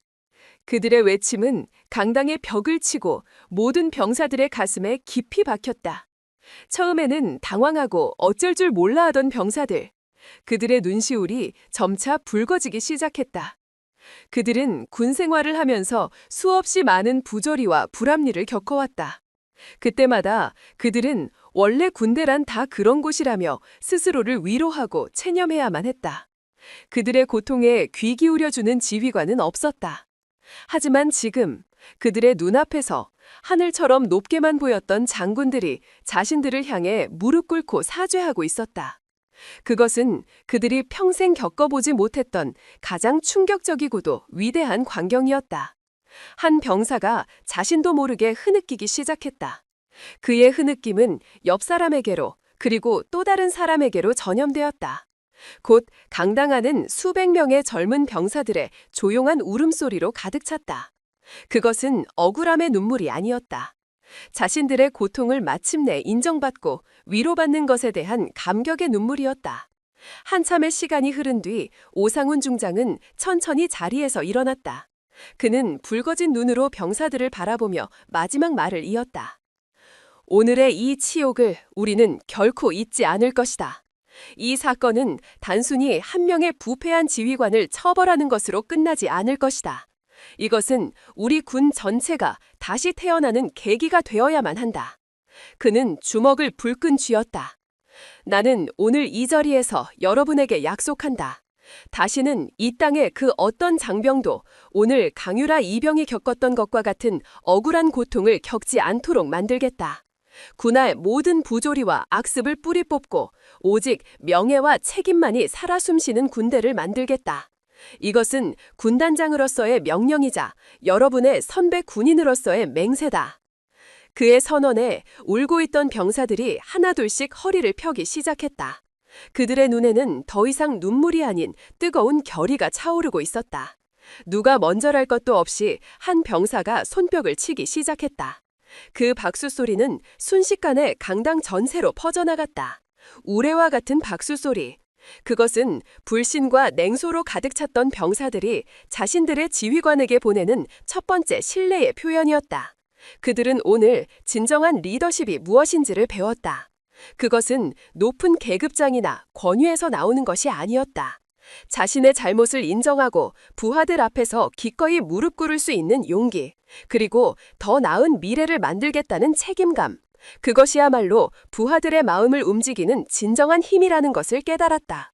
이날 77여단에서 있었던 책임의 교육은 공식적인 기록으로 남지는 않았다. 하지만 그 자리에 있었던 모든 장병들의 가슴 속에 그 어떤 훈련이나 정신교육보다도 더 깊고 선명하게 새겨졌다. 그들은 훗날 각자의 위치에서 이날의 교훈을 잊지 않는 훌륭한 군인으로 성장해 나갔다. 한 노병의 용기 있는 고백에서 시작된 작은 파문이 군 전체를 바꾸는 거대한 파도가 되어 퍼져나가기 시작한 것이다. 이것이야말로 강민철이 진정으로 원했던 살아있는 유산이었다. 77여단의 폭풍이 잦아들고 며칠이 지났다. 박태근 대령과 그의 공범들은 모두 군사법원으로 넘겨져 엄중한 처벌을 기다리고 있었다. 그의 아버지인 박상진 역시 재수사가 시작되어 30년 만에 법의 심판대에 오르게 되었다. 군은 발칵 뒤집혔다. 살아있는 전설, 강민철의 자기 고백은 군 전체에 거대한 충격을 안겨주었다. 어떤 이들은 그의 용기에 찬사를 보냈고 어떤 이들은 그의 과거를 비난했다. 하지만 그 어떤 평가도 지금의 강민철에게는 중요하지 않았다. 그에게는 아직 끝내지 못한 가장 중요하고도 고통스러운 마지막 과제가 남아 있었다. 그는 낡은 지팡이를 짚고 허름한 시외버스 터미널에 서 있었다. 그의 목적지는 경상북도의 작은 바닷가 마을이었다. 30년 전 억울하게 죽어간 이진호 이병의 고향. 그는 그곳으로 향하고 있었다. 몇 시간을 달려 도착한 마을은 세월의 흐름을 비껴간 듯 고요했다. 짭조름한 바다 냄새와 비릿한 생선 냄새가 공기 중에 섞여 있었다. 그는 주소 하나만을 손에 쥔 채 마을 사람들에게 길을 물어 이진호 이병의 집을 찾아갔다. 그의 집은 바다가 한눈에 내려다 보이는 작은 언덕 위에 있었다. 금방이라도 쓰러질 듯 낡고 허름한 슬레이트 지붕의 집. 대문 앞에는 낡은 어망들이 아무렇게나 널려 있었다. 강민철은 차마 발걸음을 떼지 못하고 한참을 그 집 앞에서 서성였다. 그는 지난 30년간 수없이 이 순간을 상상해왔다. 그리고 수없이 도망쳤다. 그는 이 대문 안으로 들어서는 것이 적진의 한복판으로 뛰어드는 것보다 더 두려웠다. 그는 품 안에서 작은 상자 하나를 꺼냈다. 상자 안에는 30년 전 이진호 이병의 유품이 들어있었다.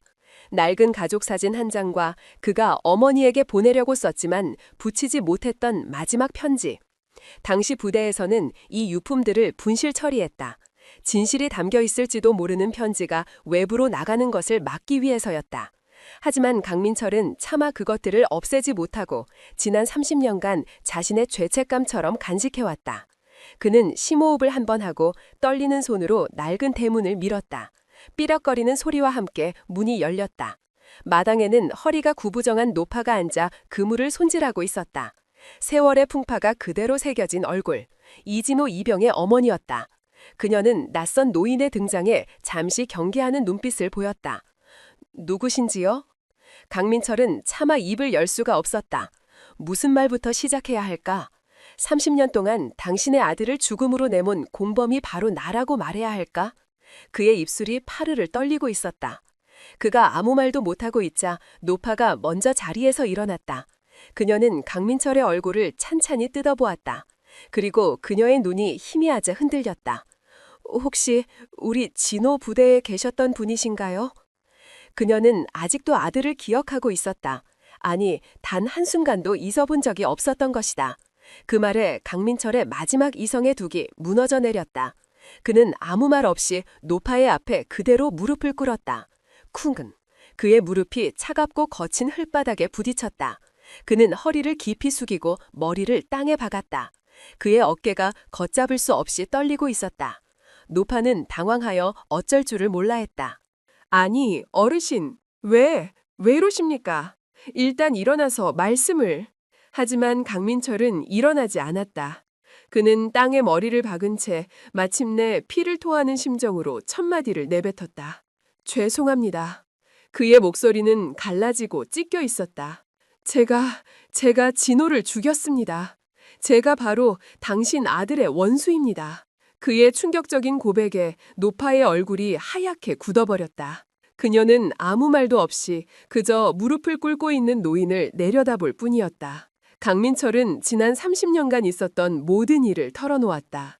박상징의 비리, 이진호의 정의로운 행동, 그리고 그의 억울한 죽음, 그리고 그 모든 것을 알면서도 자신의 안위를 위해 진실을 덮어버렸던 자신의 비겁함까지. 그의 고백은 두서가 없었다. 때로는 울먹임의 말이 끊기기도 했다. 그것은 변명도 용서를 구하는 말도 아니었다. 그저 한 죄인이 자신의 죄를 남김없이 고하는 처절한 참회였다. 한참의 시간이 흘렀다. 강민철의 고백이 끝나자 두 사람 사이에는 무거운 침묵만이 나눴다.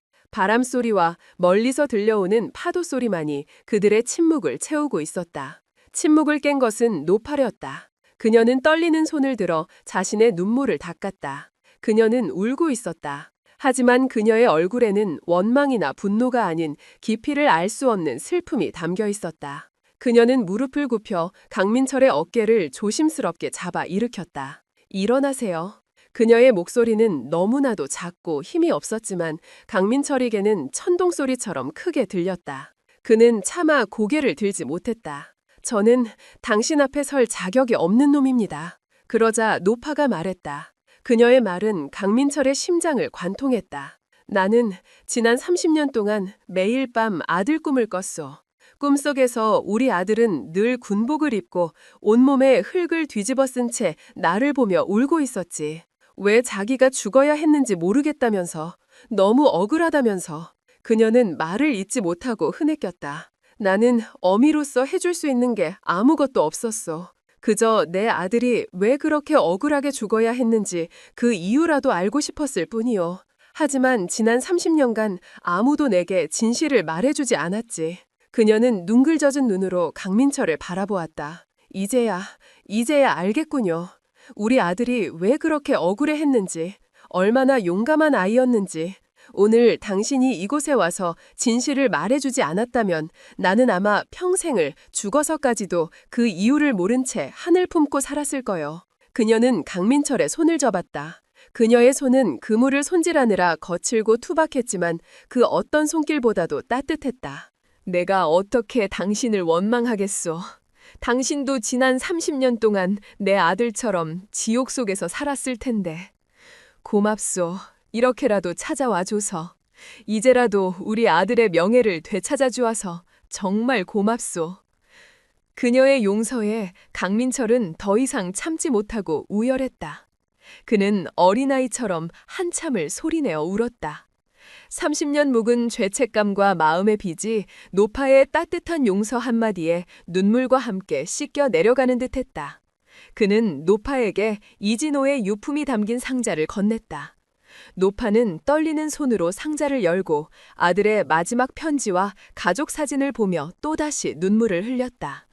그날 오후 강민철은 이진호의 어머니와 함께 아들의 작은 무덤을 찾았다. 그는 무덤 앞에 술 한 잔을 올리고 비로소 편안한 표정으로 잠들어 있는 옛 부하에게 30년 늦은 인사를 건넸다. 그의 속죄는 여기서 끝나지 않았다. 며칠 후 그의 이야기는 한 언론사를 통해 세상에 알려졌다. 살아있는 전설의 고백, 30년 만에 밝혀진 군 의문사의 진실. 기사는 엄청난 파장을 불러일으켰다. 사회는 발칵 뒤집혔다. 군을 향한 비난과 함께 과거 군에서 벌어졌던 수많은 의문사 사건들에 대한 재조사 요구가 빗발쳤다. 처음에는 군은 당황스러워하며 사건을 축소하려 했다. 하지만 여론의 압박은 그들이 감당할 수 있는 수준이 아니었다.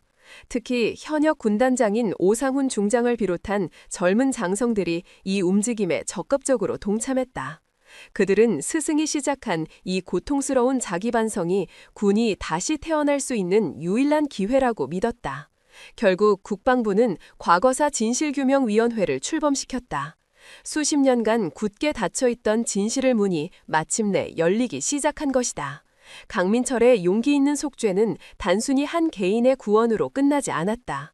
그것은 군 전체가 과거의 어두운 상처와 정면으로 마주하고 그것을 치유해 나가는 거대한 흐름의 시작점이 되었다. 그는 자신의 모든 명예를 버림으로써 역설적으로 가장 위대한 명예를 지켜낸 것이다. 몇 달의 시간이 흘렀다.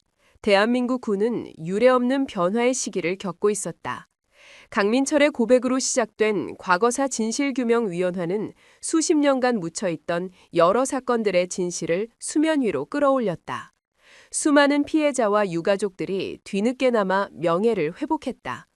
이 과정에서 일부 기득권 세력의 거센 저항도 있었지만 오상훈 중장을 필두로 한 소장파 장성들의 굳건한 의지와 국민적인 지지 앞에서 그들의 저항은 힘을 잃었다. 군은 아팠지만 조금씩 치유되고 있었다. 골마 터진 상처를 도려내고 새살이 돋아나고 있었다. 오늘 육군본부 대강당에서는 조금 특별한 행사가 열리고 있었다. 공식적인 행사 명칭은 참군인상 시상식이었지만 모두가 알고 있었다. 이 자리는 지난 몇 달간 대한민국을 뒤흔들었던 모든 사건들을 매듭짓고 새로운 시작을 알리는 상징적인 자리라는 것을. 행사장에는 국방부 장관을 비롯한 군 수뇌부와 수많은 장병, 그리고 사건 관계자들과 유가족들이 자리를 가득 메우고 있었다. 그 중에는 이제 백발이 성성한 이진호 이병의 노모도 아들의 영정사진을 가슴에 품은 채 앞자리에 조용히 앉아 있었다. 모두의 시선이 단상으로 향했다. 오늘의 주인공이 단상 위로 오르고 있었다. 한 명은 낡은 지팡이를 짚은 노병 강민철이었다. 그리고 다른 한 명은 그의 곁에서 그를 부축하고 있는 젊은 여군이었다. 병원에서 퇴원하여 건강을 완전히 회복한 강유라 이병. 그녀의 팔에 있던 깁스는 사라졌지만 그 자리에는 옅은 흉터가 남아 그녀가 겪었던 고통의 시간을 증명하고 있었다. 할아버지와 손녀, 과거의 상처와 미래의 희망을 상징하는 두 사람이 나란히 단상 중앙에 섰다. 먼저 마이크를 잡은 것은 강민철이었다. 그는 지난 몇 달간 언론의 집중적인 조명을 받았지만 단 한 번도 공식석상의 모습을 드러낸 적이 없었다. 모두가 숨을 죽이고 그의 첫마디를 기다렸다. 그는 과연 무슨 말을 할 것인가? 자신의 용기 있는 행동을 자랑할 것인가? 아니면 이 모든 변화를 이끌어낸 자신을 영웅으로 내세울 것인가? 하지만 그의 입에서 나온 말은 모두의 예상을 완전히 벗어나는 것이었다. 저는 이 자리에 승리자로서 선 것이 아닙니다. 그의 목소리는 조용했지만 강당 전체를 울리는 힘이 있었다. 저는 용서를 구하기 위해 이 자리에 섰습니다. 그는 천천히 객석에 앉아있는 이진호 이병의 어머니를 향해 고개를 숙였다. 30년이라는 긴 시간 동안 아드님의 명예를 지켜드리지 못한 죄 평생을 아파하며 속죄하겠습니다. 그리고 오늘 이 영광스러운 자리를 빌려 저를 용서해 주신 어머님의 그 위대한 마음에 깊은 감사를 드립니다. 그의 진심 어린 사죄에 노모는 말없이 눈물을 흘리며 고개를 끄덕였다. 강민철은 다시 정면을 바라보았다. 오늘 많은 분들이 저를 용기 있는 군인이라 부릅니다. 하지만 저는 용기 있는 사람이 아닙니다. 저는 그저 제 손녀를 지키고 싶었던 평범하고 이기적인 할아버지였을 뿐입니다. 그리고 그 과정에서 제가 30년간 외면해왔던 제 자신 앞 부끄러운 과거와 마주해야만 했습니다. 그는 손녀 유라의 손을 꼭 잡았다. 진정한 용기는 저에게 있었던 것이 아닙니다. 자신의 목숨이 위험할 것을 알면서도 불의에 맞섰던 이진호의 용기. 지난 수십 년간 홀로 아들의 억울함을 가슴에 묻고 살아오신 어머님의 용기, 그리고 온몸이 부서지는 고통 속에서도 끝까지 버텨준 제 손녀 유라의 용기, 이들이야말로 이 시대의 진정한 영웅입니다. 그의 말에 강당 여기저기서 뜨거운 박수가 터져나왔다. 그는 박수가 잦아들기를 기다렸다가 마지막 말을 이었다. 그것은 승리의 선언이 아닌 모두를 향한 간절한 부탁이었다. 과거를 마주하는 것은 고통스러운 일입니다. 하지만 그 과거를 외면할 때 우리는 더 큰 비극을 맞이하게 될 것입니다. 부디 오늘의 이 아픔을 잊지 말아 주십시오. 그리고 다시는 이 땅에 저와 같은 비겁한 지휘관과 박태근과 같은 괴물 같은 지휘관과 이진호, 강유라와 같은 억울한 희생자가 나오지 않도록 우리 모두가 서로의 감시자가 되어 주십시오. 그것이야말로 우리가 지켜야 할 진정한 책임이자 명예입니다. 그는 말을 마치고 조용히 고개를 숙였다. 더 이상의 말은 필요 없었다.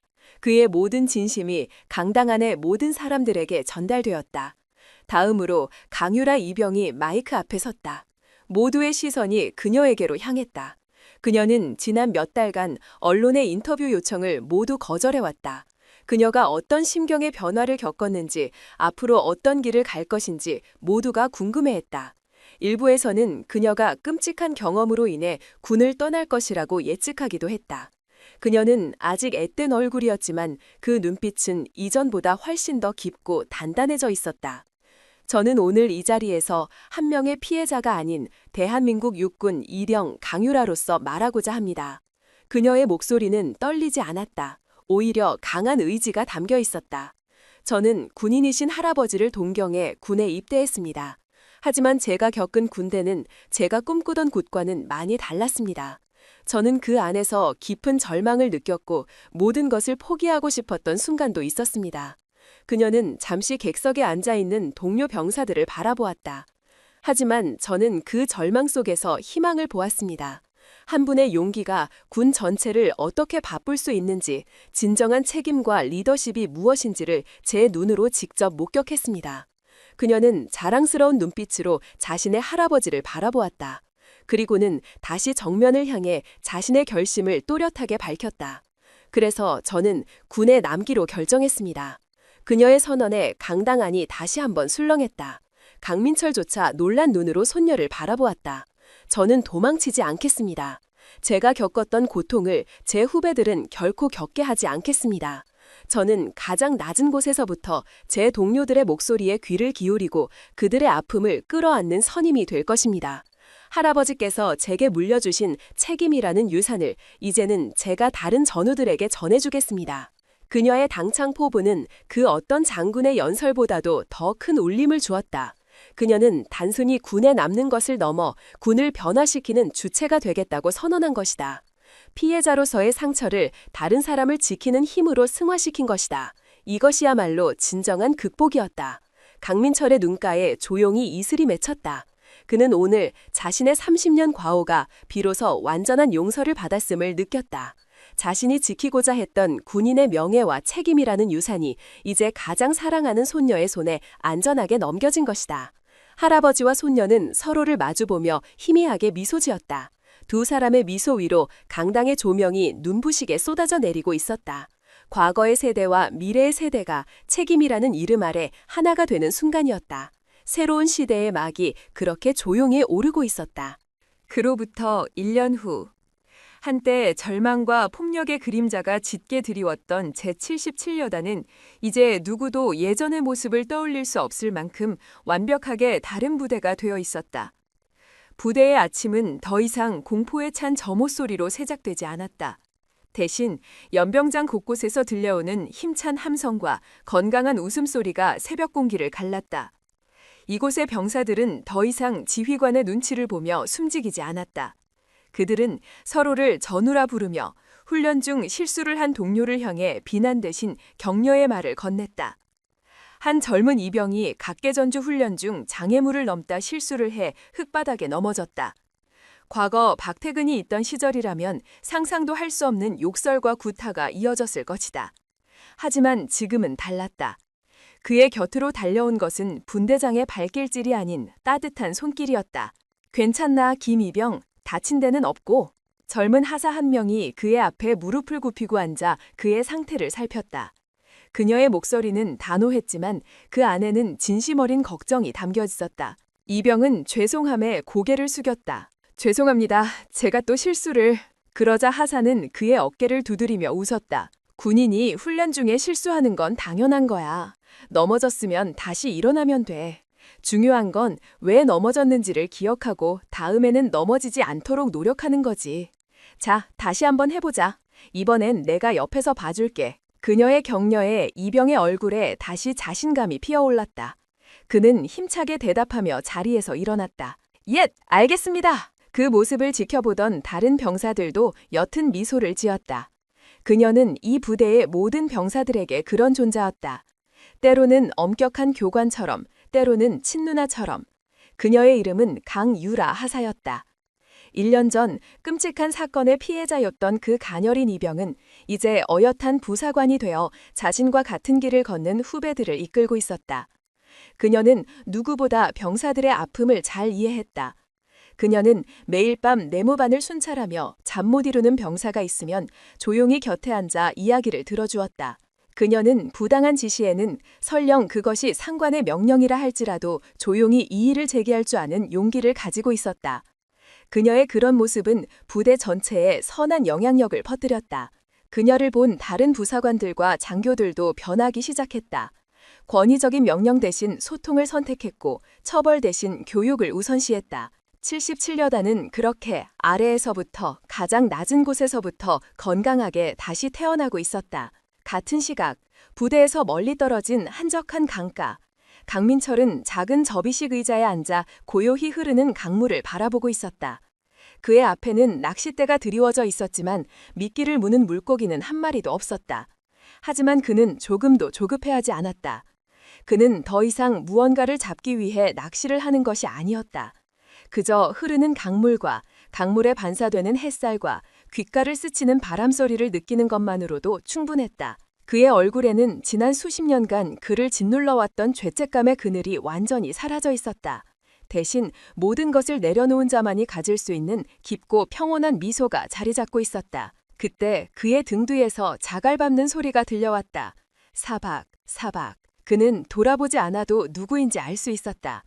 이 세상에서 단 한 사람, 그의 평화를 깨뜨리지 않고 조용히 다가올 줄 아는 사람이었다. 할아버지, 저 왔어요. 강유라 하사의 목소리였다. 그녀는 휴가를 내어 할아버지를 찾아온 길이었다. 그녀의 손에는 따뜻한 커피가 담긴 보온병이 들려 있었다. 그녀는 익숙하게 할아버지 옆에 또 다른 의자를 펴고 앉았다. 그리고는 커피를 따라 할아버지에게 건넸다. 강민철은 말없이 커피잔을 받아들었다. 따뜻한 온기가 그의 주름진 손을 통해 전해졌다. 두 사람은 한동안 아무 말도 하지 않았다. 그저 나란히 앉아 소리 없이 흐르는 강물을 바라볼 뿐이었다. 그 침묵은 조금도 어색하지 않았다. 오히려 그 어떤 대화보다도 더 깊은 이해와 교감이 그들 사이에 흐르고 있었다. 한참 후 강유라가 먼저 입을 열었다. 부대에 있을 땐 몰랐는데 이렇게 나와서 보니까 세상이 참 평화롭네요. 강민철은 희미하게 미소 지으며 대답했다. 그 평화를 지키기 위해 너희 같은 군인들이 그 안에서 땀 흘리고 있는 게지. 두 사람은 다시 침묵했다. 강유라는 강물 위를 유유히 날아가는 한 마리 새를 보며 나지막에 말했다. 가끔은 그날의 일이 꿈처럼 느껴져요. 모든 게 너무 끔찍해서 정말 나에게 일어났던 일인가 싶을 때도 있고요. 그녀의 목소리에 담긴 옅은 상처를 강민철은 모를 리 없었다. 그는 조용히 손을 뻗어 손녀의 어깨를 감싸 안았다. 상처는 사라지지 않는다, 유라야. 그저 그 상처와 함께 살아가는 법을 배우는 것뿐이지. 중요한 건 그 상처가 너를 증오로 이끌게 두지 않는 것이다. 오히려 그 상처를 다른 사람을 이해하고 보듬어주는 힘으로 바꾸는 것이지. 너는 아주 잘 해내고 있다. 할아버지의 따뜻한 위로에 유라의 눈가가 촉촉해졌다. 그녀는 고개를 끄덕였다. 해가 서서히 서쪽으로 기울고 있었다. 강물이 온통 황금빛으로 물들기 시작했다. 유라는 자리에서 일어나 할아버지를 향해 돌아섰다. 그리고는 망설임 없이 각 잡힌 동작으로 거수 경례를 붙였다. 그것은 부하가 상관에게 하는 의무적인 경례가 아니었다. 한 명의 군인이 자신이 가장 존경하는 선배 군인이자 인생의 스승에게 바치는 진심이 담긴 경례였다. 강민철은 경례를 받지 않았다. 대신 그는 자리에서 일어나 손녀를 따뜻하게 안아주었다. 그의 입에서 자랑스러움이 가득 담긴 목소리가 흘러나왔다. 내 손녀, 내 자랑스러운 군인. 두 사람은 오랫동안 그렇게 서로를 안고 서 있었다. 황금빛 강물이 그들의 발치에서 조용히 흐르고 있었다. 30년의 과오와 아픔으로 시작되었던 한 노병의 싸움. 그 싸움의 끝에서 명예와 책임이라는 가장 위대한 유산은 마침내 다음 세대로 온전히 전해지고 있었다. 회색 사자의 시대는 저물었지만 그의 정신을 이어받은 새로운 사자가 이제 막 그 걸음을 내딛고 있었다. 그리고 그들이 함께 만들어갈 세상은 분명 어제보다 조금 더 나은 곳이 될 것이었다. 전직 대장 강민철은 한 명의 손녀를 위해 이 싸움을 시작했지만 결국 한 세대 전차를 위해 싸움을 끝냈습니다. 그는 증명했습니다. 가장 위대한 용기는 한 번도 실수하지 않는 것이 아니라 30년이 지났을지라도 기꺼이 자신의 과오와 마주하고 그것을 바로잡으려 하는 용기라는 것을 말입니다. 여러분은 어떻게 생각하십니까? 조직을 보호하기 위한 침묵과 정의를 지키기 위한 목소리 중 무엇이 진정한 충성일까요? 여러분의 소중한 의견을 댓글로 남겨주십시오.